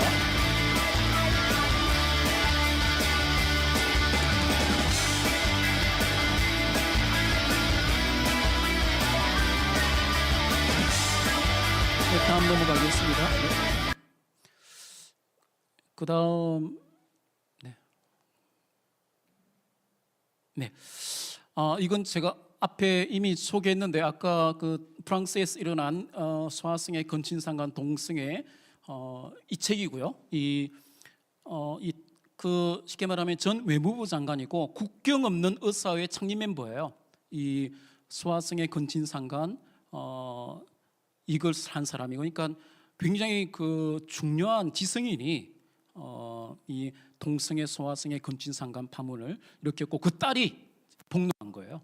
그래서 굉장히 프랑스에서 지금 뜨거운 이것 때문에 이제 미투 근친상간 운동이 벌어졌다라는 것입니다. 그래서 마크롱 대통령이 처벌해야 된다라고 이야기를 하고 있고요. 지금 프랑스에서 이제 13세 이전에 아동과의 성관계는 미셸 푸코가 주장했던 것처럼 동의를 했더라도 13세 이전에 소아성애는 처벌 금지를 하는 법안을 통과시켰어요. 만장일치로. 네. 네, 그다음에 프랑스 이런 향락주의적 좌파를 캐비어 좌파라고 그러는데요. 자크 라캉도 캐비어를 즐겼다고 그러죠. 자크 라캉의 주의상스 개념도 사실은 이런 향락주의적 담론에 속하고요. 동승의 소화승의 이 사람이 아까 이야기했던 기소로만 교수입니다. 우리나라에도 초대된 바 있는 해외 스카기죠. 프랑스 68 좌파 이 사람 이런 성 근친상간 소화승회를 저지르는 사람들이 다 소화승회자들이에요. 네, 아까 이미 이제 이야기 드렸던 내용이고 이것은 이제 독일 녹색당의 소화승회 과거사 공개 사과입니다. 제 책에 이제 소개했는데요. 독일 녹색당의 주류가 2014 그 소화승회의 탈범죄화를 주장했어요. 거의 대부분의 포스트 모던 철학자처럼. 그래서 2014년 독일 녹색당 당대회에서 성혁명적 동성애 운동과 소화승회 운동은 사실은 깊이 얽혀 있어요. 같은 그룹에 의해서 추진되었어요. 그래서 여기서 발표하는 사람은 이제 녹색당의 젊은 세대인데요. 유럽에서도 젊은 세대들은 그 68 녹색당 선배들이 했던 이 소화승회 이런 것에 대해서 강력한 거부감을 가지고 있어요. 왜 그렇게 선배들이 했는지 이해할 수 없다는 것이죠. 그래서 이 사실을 주류가 합법화를 탈범죄화를 했던 것에 대해서 침묵하고 은폐해왔던 것을 솔직하게 고백하면서 공식 사과를 하는 것입니다. 네, 향락주의적 좌파의 동성애 소화승회 이것은 여러분들 이 동영상을 들어보면 그 녹색당의 선거 캠페인, 선거 그 브로셔 이런 자료에 근친상간을 폐쇄해야 된다 이런 자료들이 다 남아 있어요. 이제 그것을 제가 발견하고 이미 녹색당들이 소화승회뿐만 아니라 근친상간도 합법하려고 했던 그런 근거 자료들이 다 남아 있어요. 네, 그래서 이 문제는 반드시 공론화해야 된다. 동성애와 소화승회 근친상간의 깊은 얽힘. 그래서 조기성애화와 조기성교육 전략은 사회주의자들의 전략입니다. 비를 많이 의미시하겠죠. 그래서 우리 크리스천들은 사회주의자들은 아이들에게 손대지 말라고 강력하게 도덕적인 용기를 가지고 외쳐야 합니다. 그래서 여기도 보면 저도 저한테 지금 하니까 제보를 주신 분들이 많아요. 국제적으로 제보를 미국에서도 오고 그러니까 국내에서 제일 먼저 하고 이제 이것이 조금 알려지니까 아마 국내 주요 언론도 보도하고 그러는 모양인데 이것도 제가 제보 받은 것입니다. 3월 20일 날 아이들에게 LGBT 사상을 주입하는 단체의 리더가 아동 포르노 소지 혐의로 체포되었다는 소식이에요. 네, 그래서 3월 20일이고요. 그래서 사회주의자들은 근본적으로 조기 성애화 전략을 취해요. 최대한 빨리 부모로부터 가정을 해체하기 위해서 부모의 교육 권리를 박탈하고 부모로부터 데려와서 사회주의적 재교육을 시키려고 하죠. 그래서 반드시 그렇게 하다 보니까 조기 성애와 조기 성교육, 유치원에서 조기 성교육을 하다 보니까 소아성애 문제가 필연적으로 동반될 수밖에 없는 거예요. 그래서 이것은 이제 오른쪽은 독일 자료인데요.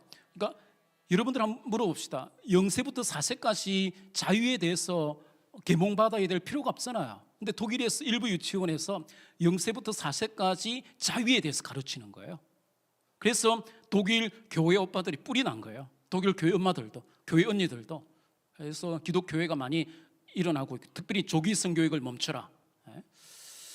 네, 아까 소개했던 데모퓨 알렌인데요. 이 단체의 그 공식 문구를 보면요, 독일어권의 모든 일을 위한 데모. 이 데모의 이름이 의미가 있어요. 그래서 교회가 중심이지만은 보편 타당성, 보편 윤리, 인류 보편 윤리를 위해서 모든 일을 위해서 데모를 하는 거예요. 그래서 여기에 공식 문구에 보면 유치원과 초등학교에서의 젠더 이데올로기, 소아성애 그리고 조기 성애화를 반대한다라고 표시되어 있습니다. 그래서 손으로 우리 아이들을 보호하자 이렇게 되어 있는 거죠. 누구로부터 보호합니까? 사회주의자들로부터.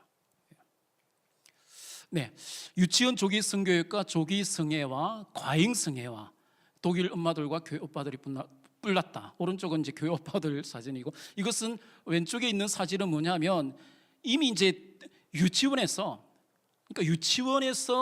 남성 성기와 여성 성기를 형상화해가지고 가지고 놀게 하면서 가르치는 거예요. 그래서 이것이 시행되다가 이제 반대 운동에 직면하면서 이제 폐지되고 뭐 그런 사례들이 계속 독일에서 일어나고 있습니다. 그다음에 아까 이야기했던 알프레드 킨제이의 소아성애 비판, 주디스 리스만 교수가 국제적으로 가장 대표적인 학자고요. 킨제이는 어떤 사람이냐? 여러분 성의학의 아버지죠. 그다음에 서구 성혁명의 기폭제가 되었고 그렇기 때문에 킨제이의 어떤 성의학 본래 곤충학자예요. 전문가도 아니에요. 곤충학자예요. 근데 이 킨제이의 성의학, 섹스올로지 이것이 나중에 동성애 운동, 트랜스젠더 젠더 키우 운동에 또 중요한 이론적 기초를 제공해요. 근데 킨제이가 어떤 사람이었느냐? 킨제이는 가피학적 사도마조키즘적인 소아성애자였다. 그 다음에 소아성애적 성범죄를 저질렀다고 주디스 리스만 교수가 오래전부터 그렇게 비판해 왔고 연구소도 있습니다. 네, 그다음에 킨제이는 유대 기독교 성도덕을 전복하려고 했고요. 네. 그러니까 푸코도 그렇고 킨제이도 그렇고 소아성애자, 동성애자이자 소아성애자이자 사도 마조키니스트란 말이에요. 그러니까 피가학정을 그런 성향을 가진 사람들이었어요. 네, 이제는 지금 이야기하고 있는 이 향락주의적 강의실에서 안내 말씀드립니다. 사전 통보된 바와 같이 내일 밤 10시 30분부터 네. 일요일 밤 0시 30분까지 전기안전공사의 안전검사로 인하여 판매 네, 계속하겠습니다. 네. 여러분들 이 성혁명 성정치 사상은 글로벌 사회주의자들의 안트록 컴퓨터 서버와 네. 장비 등의 전원을 미리 차단하시고 냉장고 안에 음식물 등이 상하지 않도록 미리 조치하시기 바랍니다. 검사 중에는 승강기 사용을 금지하시고 계단을 이용하시기 바랍니다. 네. 입주사 임직원분들은 이정량 결코 주변 적극 협조하여 주시기 바랍니다. 네. 이상은 한신인터밸리 관리실에서 안내 말씀드렸습니다. 네. 감사합니다. 네. 네, 이것을 제가 향락주의적 좌파라고 그랬는데 사실은 이런 개념들은 지금 정치 경제 영역에서 막시스트의 마르크스주의자들이 실패를 했고 패배를 했기 때문에 문화의 영역, 특별히 이제 문화 막시즘의 이름으로 문화 중에서도 어디에 천착하고 집중하느냐 하면 성정치예요. 이런 증거 중에 하나가 이제 슬라보의 지적의 강의에서도 드러나는 슬라보의 지적은 이제 자크 락강을 대중화시킨 사람이죠. 저도 제 책에서 가끔씩 유대 기독교 전통을 변호하고 서구 불교 현상에 대해서 비판적에서 인용을 했는데 지적도 사실은 지적의 강의 중에 보면 칼 막스의 인력 가치로부터 락강이 이야기했던 인력 쾌락으로 이런 강의를 했어요. 2017년에. 그러니까 인력 쾌락이라는 말은 주의상스, 락강의 주의상스 개념을 가져온 것인데요. 그러니까 이런 쾌락에 집착하는, 특별히 주의상스는 오르가즘적인 쾌락을 의미해요. 주의상스, 오르가즘이에요. 프랑스로. 그러니까 많은 사람들이 제가 이런 사조들을 향락주의적 좌파라고 이야기한 건 부당한 비난이 아니에요. 그러니까 그 사람들이 집착하고 천착하는 주요 개념들이 쾌락이에요. 인력 쾌락, 주의상스, 오르가즘적인 쾌락. 오르가즘에 집착했던 사람은 비레얼 마이잖아요. 비레얼 마이도 오르가즘에 집착을 했어요. 네. 그래서 이 쾌락주의적이고 향락주의적 성정치 담론에 대해서 우리 기독교인들은 결코 수용적일 수 없다 이 말이에요. 그래서 사회주의적 핵심 개념으로 경제학적인 정치 경제학적인 인력 가치가 아니라 보다 사회주의적 성혁명 성정치 개념이자 프로이트의 쾌락 원리를 추월하는 자크 락강식의 주의상습 개념과 같은 인력 쾌락을 핵심적인 화두로 지금 삼고 있어요. 그래서 향락주의적 좌파, 주의상습. 네, 우리나라 지금 국내 슬라보의 지적이 너무 많이 알려져 있는데요. 사실은 지적은 자신 스스로 은폐된 공산주의자라고 이야기하고 자기 스스로 마오이스트라고 이야기를 합니다. 이건 좀 넘어가겠습니다. 그 다음에 물론 제가 이런 락강의 주의상습 개념의 기원은 사실은 프로이드의 쾌락 원리예요. 물론 저는 이제 프로이드까지 조금 비판적으로 보는데요. 이제 프로이드 정신 분석학은 오이디푸스 컴플렉스 이론에 기초하고 있는데 그것이 초석이에요. 근데 프로이드 자신이 오이디푸스 소포클레스의 그리스 비극 작품인 오이디푸스 렉스를 오독하고 있어요. 그래서 제가 조금 이제 더 문제시 삼는 것은 사실은 프로이드의 쾌락 원리 개념이에요. 루스트 프린치. 여기로부터 이제 향락주의적 담론이 시작되는 것입니다. 라캉의 주의상스, 그다음에 비렐 라이에 그렇고, 그래서 이런 흐름들은 결국은 성욕망의 디오니소스적 분출, 딜레이스하고 가타리가 이런 주장을 하죠. 성욕망을 억압해서는 이제 정신분열이 오니까 성욕망을 분출시켜야 된다. 그래서 쉽게 말하면 퀴어 축제는 저는 고대 그리스의 디오니소스 축제의 현대적 부활이라고 보는 것입니다. 그래서 디오니소스적 향락주의적 좌파의 성유토피아적 동성애 소아성의 근친삼간 문제. 그래서 제가 이제 시간이 많이 없지만은 한마디로 이야기하면 이제 이런 프로이드 막시즘은 사상 누각이라고 보는 거예요. 이게 오이디푸스 렉스에 대한 오독이다 이렇게 봅니다. 제가 간단히 소개하고 마치겠습니다. 아까 이야기 자크 라캉의 초현실주의, 그다음에 프로이드 막시즘으로 기사회생한 유럽 68 신자파의 페트 슬로트다이크인데요. 독일에서 유럽계 하버마스유로 가장 유명한 대중적으로 알려진 철학자가 페트 슬로트다이크입니다. 페트 슬로트다이크가 최근에 이제 만약에 유럽의 68 신자파가 프로이드 막시즘으로 이렇게 진화하지 않았다면 구소련의 그 야망과 폭력에 대한 충격도 때문에 결코 회생할 수 없었을 것이다라고 바르게 주장을 한 바 있어요. 그래서 프로이트 막시즘으로 기사가 회생했어요.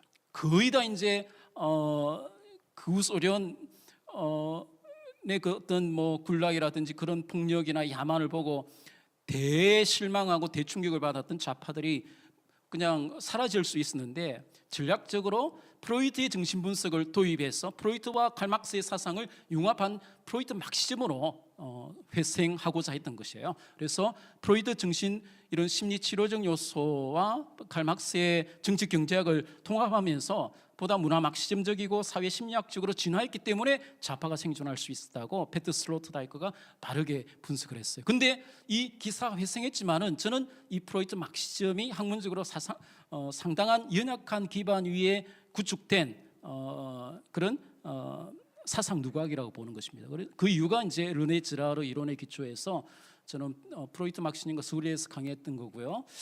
네, 그 문화 테러리즘, 결국은 이런 것들은 문화 테러리즘 형태를 지니고 있습니다.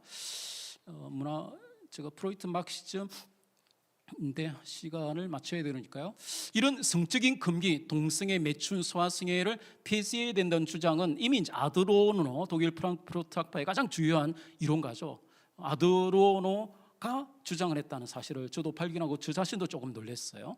그러니까 이런 것들이 굉장히 보편화되어 있었다는 것이고, 이 그림은 유럽 68의 학생 운동권이 그 꼬뮌을 형성해가지고 꼬뮌에서 실제로 소아성애를 했어요. 거기 보면 이 그림에도 보면 소아가 있죠. 소아성애를 이론적으로 주장했을 뿐만 아니라 이미 이제 소아성애 68 운동권들이 실제로 소아성애를 수행을 했어요. 수행. 네. 그다음에 이것은 이제 독일은 사실은 독일 그 철학의 비극이라고 할 수 있는데요. 사회주의의 진원지죠. 이것이 이제 좌우로 분열됩니다. 독일의 민족 사회주의와 국제 사회주의로 분열되어죠. 적과 같은 쌍둥이의 투쟁이 벌어지는데, 우리 국내 인문학과 철학계에서는 독일 나치즘이 사회주의 운동이었다는 것을 교묘한 방식으로 은폐하고 있어요. 근데 알고 보면 나치오날 소циал리스무스거든요. 사회주의 운동이에요. 민족 사회주의와 국제 사회주의의 차이일 뿐이지 둘 다 사회주의라는 것을 우리는 반드시 정확하게 인식을 해야 됩니다. 그래서 좌우 독일 사회주의 운동은 적과 같은 쌍둥이다라고 이야기를 하고요. 자, 그다음에 이 도이체 소циал리스무스라는 말은 이 베런 존 바르트, 막스 베버와 그 쌍벽을 이루던 당시 정치 경제학자, 사회학자인데요. 사회주의는 굉장히 독일적 사상이에요. 네, 그래서 넘어가겠습니다. 르네 지라르, 프로이드의 정신 분석학과 오이디푸스. 저는 오이디푸스는 희생 염소다.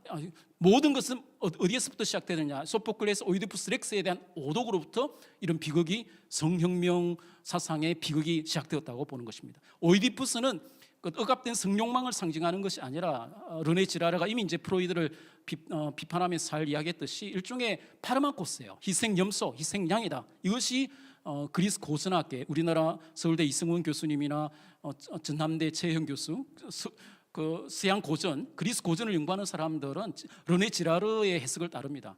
오이디푸스는 파르마코스였다. 이것이 정설입니다. 근데 이런 오도로부터 프로이드 막시즘이 싹트하는 거예요. 그래서 근친상간과 부친 살해는 억압된 성욕망으로 볼 것이 아니라 하마르티아, 그리스로 비극적 결함으로 읽어야 된다라고 제가 소개를 했고, 아까 서울대 이승훈 교수님 소포클레스 오이디푸스와 프로이드 오이디푸스, 프로이드 자신이 오독을 했다 이런 말이에요. 여기서부터 사실은 첫 단추가 잘못되었기 때문에 지금까지 이것을 점검하지 않고 버틀러도 마찬가지예요. 안티고네도 이야기하지만은 사실은 계속 오독을 확대 재생산하고 있다고 저는 봅니다. 네, 오이디푸스는 이생염소다. 르네지라르, 네, 이생염소 이야기했고요. 네, 이상으로 강의를 마치겠습니다. 기도하고 마치겠습니다. 주님, 지금까지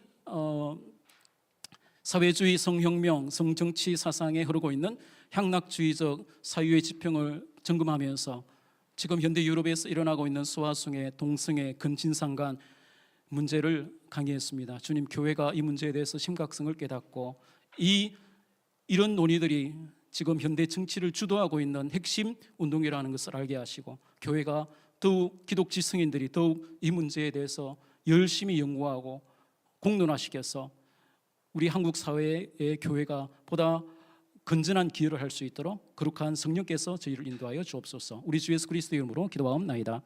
아멘.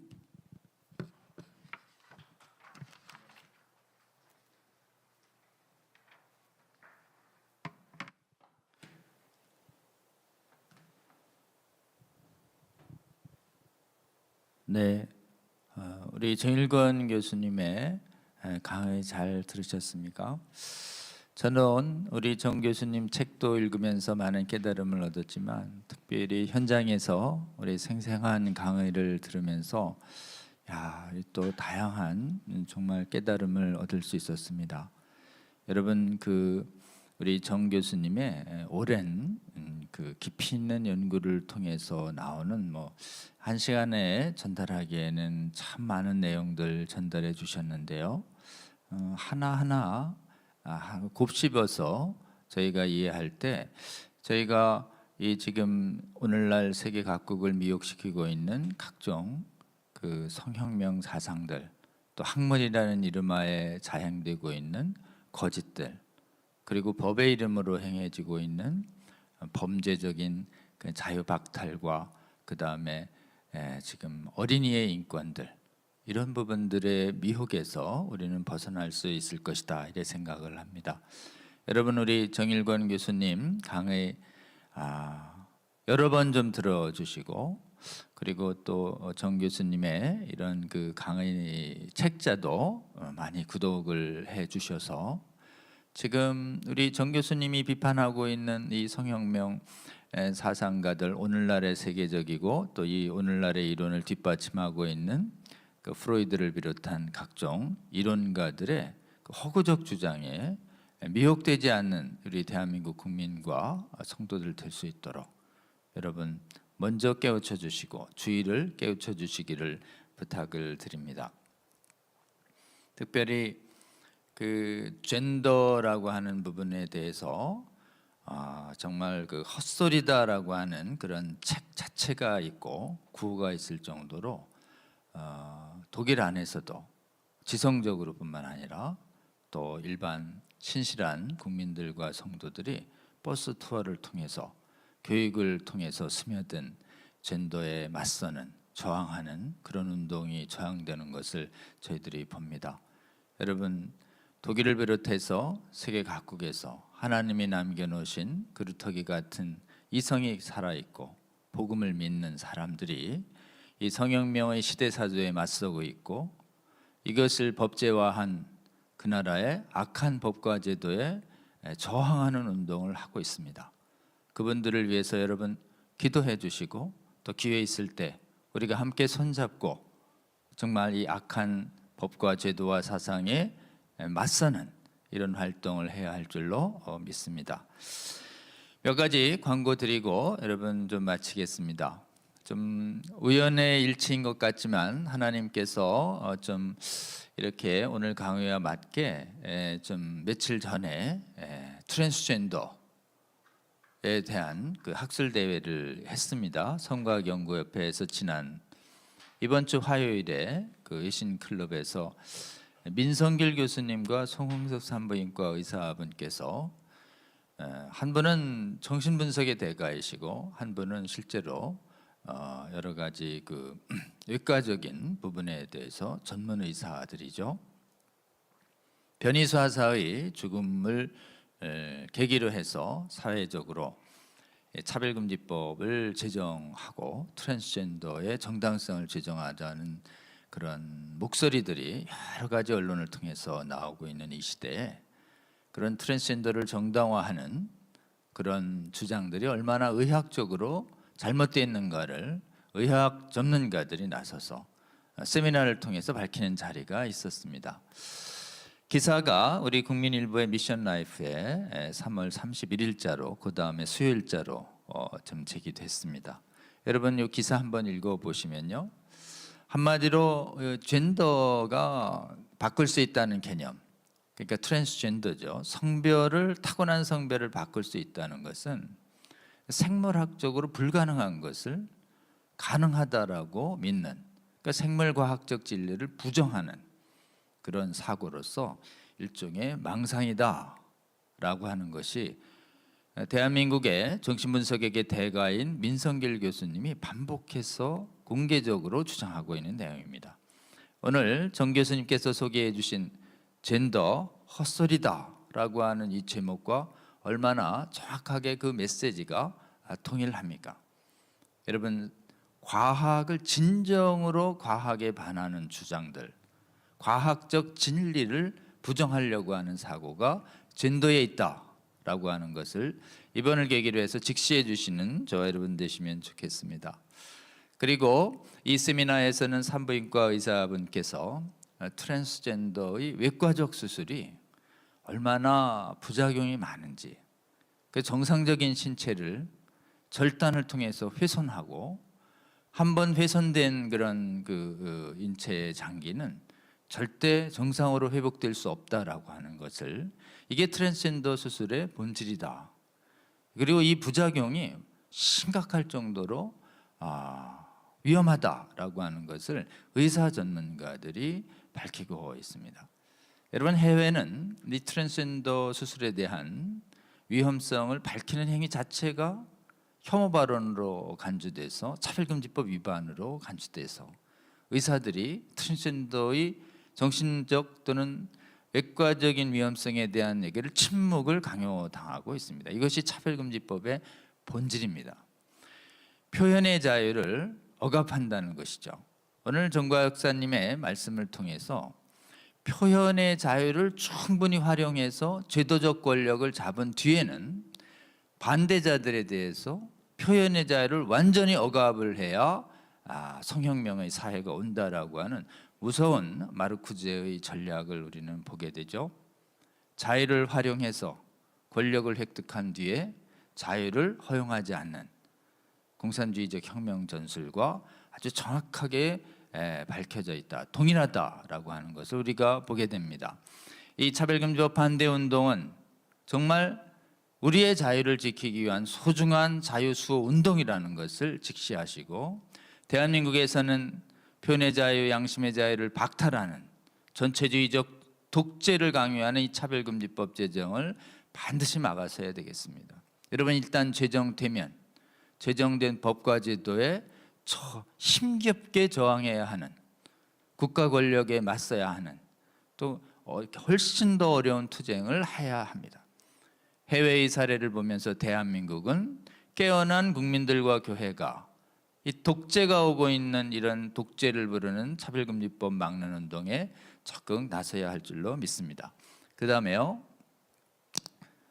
역시 교육 독재라는 말씀을 우리 정 박사님에서 들었죠. 이 교육 독재가 교육 분야에서 동성애 옹호 교육만 하고 반대 교육과 성전환 반대 교육을 못하게 하는 교육 독재가 저들의 혁명 수단이라는 것을 알게 됩니다.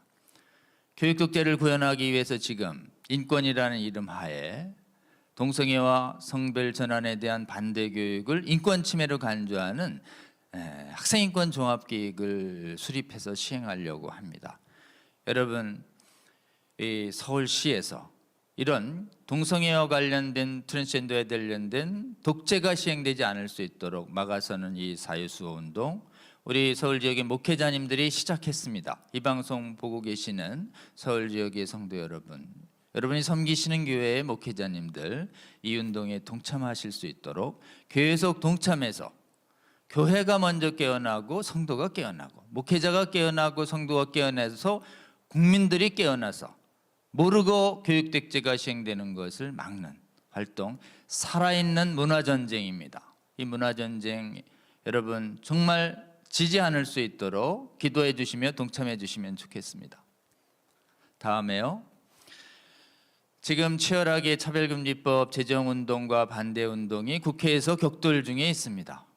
여러분 지금 국회의원들 만나서 정확하게 실체를 알리고 이 독재법 막아달라고 하는 호소를 저희가 계속 해왔습니다. 특히 수도권 중심으로 해서 민주당의 국회의원들 목회자님들이 만나는 활동이 계속 일어나고 있어서 감사드립니다. 그러나 아직 만나지 않은 지역구 국회의원들이 여전히 많이 있습니다. 여러분 먼저 만나신 분들은 주의 지역구에 있는 목회자님들을 통해서 확인해 주시고 권면해 주셔서 저희가 빠짐없이 갈 수 있도록 서울 지역은 저희들이 집계해 본 결과 한 25%, 40명 중에 10명 정도요.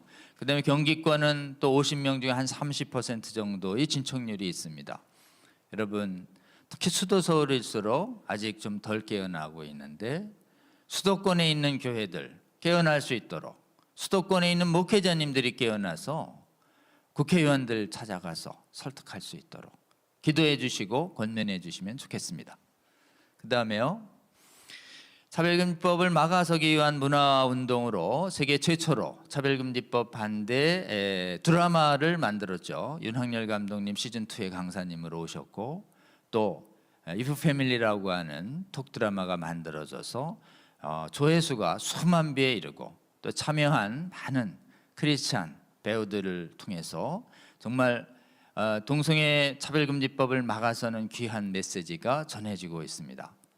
여러분 이 문화가 동영상이 정말 많은 영향력을 미치는 이 시대에 동성애 차별금지법 긍정하는 동영상들은 지금도 수없이 만들어지고 있습니다. 여러분 넷플릭스 영화를 보면 특히 할리우드 영화들 유럽에서 만들어지는 영화들에는 거의 동성애 장면이 빠짐없이 나옵니다. 그 정도로 지금 매체를 통한 동성애 정당화 이데올로기 메시지는 세계 각국에 전파되고 있는데 동성애에 반대하는 그 드라마나 동영상들은 그거에 비해서 얼마나 적습니까? 참으로 귀한 사역입니다. 여러분 이 미디어의 전쟁들, 문화 전쟁들은 이 미디어가 가장 치열한 전쟁터 중에 하나입니다. 지성적으로는 학문에서 시작하지만 얼마나 많은 사람들에게 전하느냐 하는 것은 미디어의 역할이 아주 절대적이고 이 미디어에 종사하시는 기독인들의 깨어남과 동참이 무엇보다도 필요합니다. 하나님께서 은혜 주셔서 윤학열 감독님과 함께 이끄는 팀들이 이제 또 어려운 여건 속에서도 시즌2의 제작을 시작한다고 알려왔습니다. 시즌2 제작을 앞두고 기도하며 많은 분들의 동참을 호소하는 기도회가 열립니다. 대일교회는 우리 윤학열 감독이 섬기시는 교회고 대일교회 담임 목사님이 이 부분에 사명감을 느끼고 조금 동참을 해주고 계십니다. 우리 차바의 강사로 활용하셨던 김지연 약사, 윤학열 감독, 박한수 목사님 그리고 특히 나라와 교회를 위한 기도운동을 지금 활발히 사역하고 계시는 데이비 차 선교사님이 강사로 나서서 대일교회에서 이프 패밀리 시즌2 제작 기도회를 시작합니다. 여러분 함께 기도로 동참해 주시고 또 이 제작에 소요되는 많은 인력들이 하나님께서 공급해 주시고 필요한 재정도 공급해 주실 수 있도록 동참해 주시면 좋겠습니다. 다음 주 강의 강사님 예고해 드리겠습니다.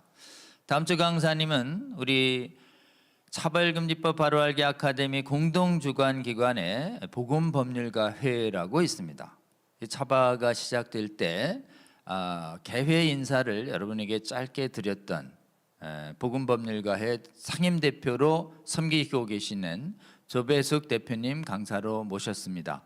우리 조배숙 대표님은 법원의 판사도 하셨고 또 검사 경력도 있으실 뿐만 아니라 변호사 시절에는 또 서울 여성변협 회장까지도 역임하시다가 뜻하신 바 있어서 또 정계에서 사선의 국회의원도 하신 분이십니다. 국회의원 하실 때 차별금지법을 막아달라고 저희들이 찾아갈 때마다 적극 동참해 주셨을 뿐만 아니라 여야를 가리지 아니하고 기독인들의 동참, 기독 국회의원들을 연결시켜 주셔서 국회 안에서의 차별금지법 제정 반대 운동을 적극적으로 도와주셨는데 이번 국회의원에는 지금 당선되지 못하셨습니다. 근데 그때 그 무렵에 복음법률가회가 창립할 때 우리 상임 대표를 맡아달라고 이렇게 저희가 권유드렸을 때 선뜻 우리 복음법률가회 상임 대표를 수락해 주셔서 우리 조배석 대표님이 수락하신 이후에 복음법률가회에 합류하는 법조인의 수가 급증했고 역할도 굉장히 늘어났습니다. 우리 조배석 대표님 또 이론무장하셔서 여러 토론회에 가셔서 차별금지법의 부당성을 알리는 데도 큰 역할을 해주고 계십니다. 우리 조배석 대표님 통해서 우리 차별금지법에 대한 여성 변호사로서 또 정치인으로서 또 지금 복음법률가회를 이끌이는 리더십으로서 차별금지법 제정을 막기 위해서 우리 국민들과 성도들에게 전해 주셔야 할 귀한 메시지를 저희들을 통해서 전달해 주실 것으로 기대합니다. 여러분 다음 주 금요일 강의도 기대해 주시고 꼭 동참해 주시면 좋겠습니다. 금요일 오후 우리 차별금지법 바로 알기 아카데미 시즌2 16강 강의를 끝까지 시청해 주신 여러분 감사드립니다. 다음 주에 뵙겠습니다. 기도하며 마치겠습니다. 하나님, 오늘 정일권 교수님 통해서 정말 성혁명 사상을 만들어내는 수많은 학자들과 이론가들의 정말 엄청나게 무서운 주장들과 그리고 그들이 삶에서 나타나고 있는 엄청나게 정말 끔찍한 삶의 모습들을 저희들이 보면서 이러한 이론가들과 사상들에게 미혹되고 있는 오늘날의 차별금지법과 성혁명 사상이 얼마나 위험한 것인지, 그리고 이것이 정말 양심 있는 지성인들과 국민들에 의해서 어떻게 지금 그 이론이 태생된 곳에서 비판받고 쇠락해 가는지 배울 수 있는 귀한 시간 정일권 박사님 통해서 허락하여 주셔서 감사합니다. 이 귀한 강의 한국 교회와 국민들을 깨우는데 하나님 귀하게 사용하여 주셔서 이 정말 잘못된 주장들에게 미혹되지 않는 그런 분별과 지혜의 영이 이 강의를 듣는 성도들과 국민들마다 하나님 풍성하게 부어질 수 있도록 하나님께서 동행하여 주시고, 그리고 정일권 교수님과 이 강의 하나님 이 조국 교회와 국민들을 깨우고 세계의 지성들과 세계의 각국 교회를 깨우고 회복시키는데 귀하게 사용하여 주시옵소서. 오늘도 함께해 주신 은혜를 감사드립니다. 예수 그리스도의 이름으로 기도드렸습니다. 아멘. 여러분 감사합니다. 다음 주에 뵙겠습니다. 고맙습니다.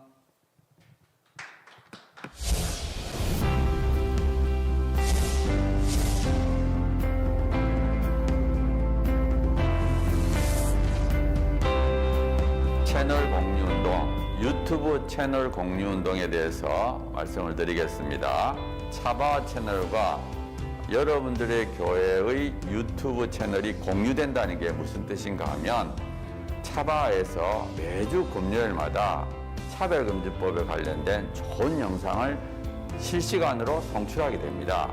차바와와 공유된 여러분들의 교회 유튜브 방송에도 저희들이 영상이 실시간으로 송출되게 됩니다. 처음에 시작할 때 50개, 100개, 200개, 240개까지 증가했습니다.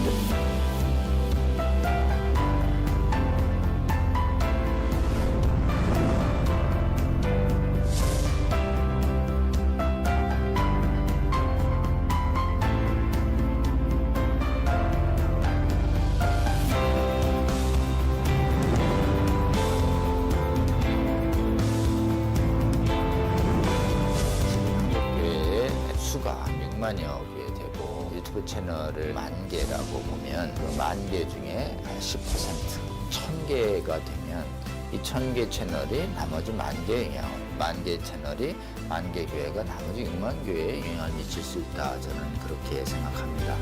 이 차별금지법 제정 시도가 2007년부터 시작이 됐는데 한 번 차단이 되는 것으로 끝나는 것이 아니고 한 번 차단이 되면 또 제기되고 또 제기돼서 지금 15년 이상 차별금지법 제정 시도뿐만 아니라 인권 조례를 통해서 사실상의 차별금지법이 하위 법령이 만들어지고 있고 또 초중고등학교에서 젠더 및 동성애 성교육이 지금 강하게 일어나고 있고 이 운동이 지속적인 반대 운동이 필요하고 또 계몽 운동이 필요합니다.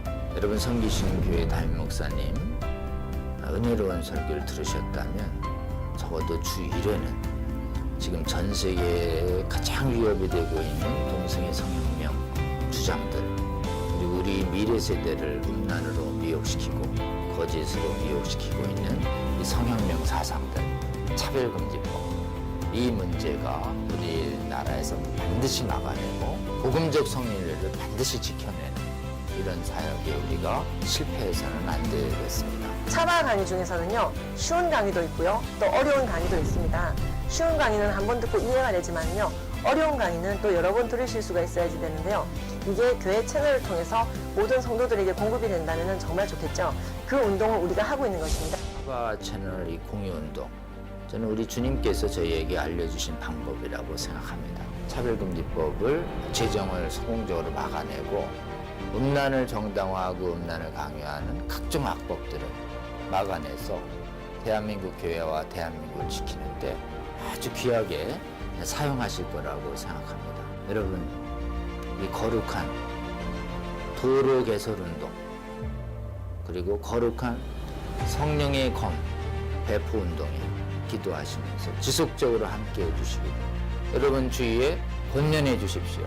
여러분의 작은 동참이 한국교회와 세계교회를 새롭게 하고 주님 다시 오실 때까지 이 악하고 음란한 세대를 선하고 거룩하게 만드는 데 귀하게 사용하실 거라고 그렇게 믿습니다.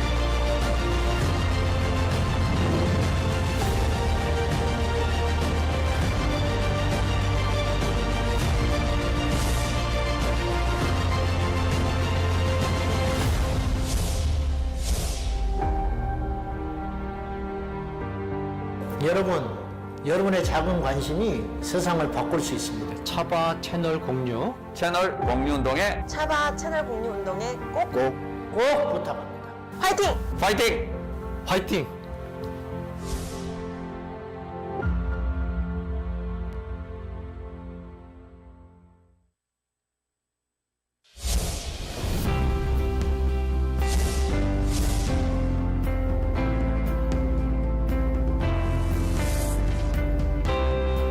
채널 공유 운동 유튜브 채널 공유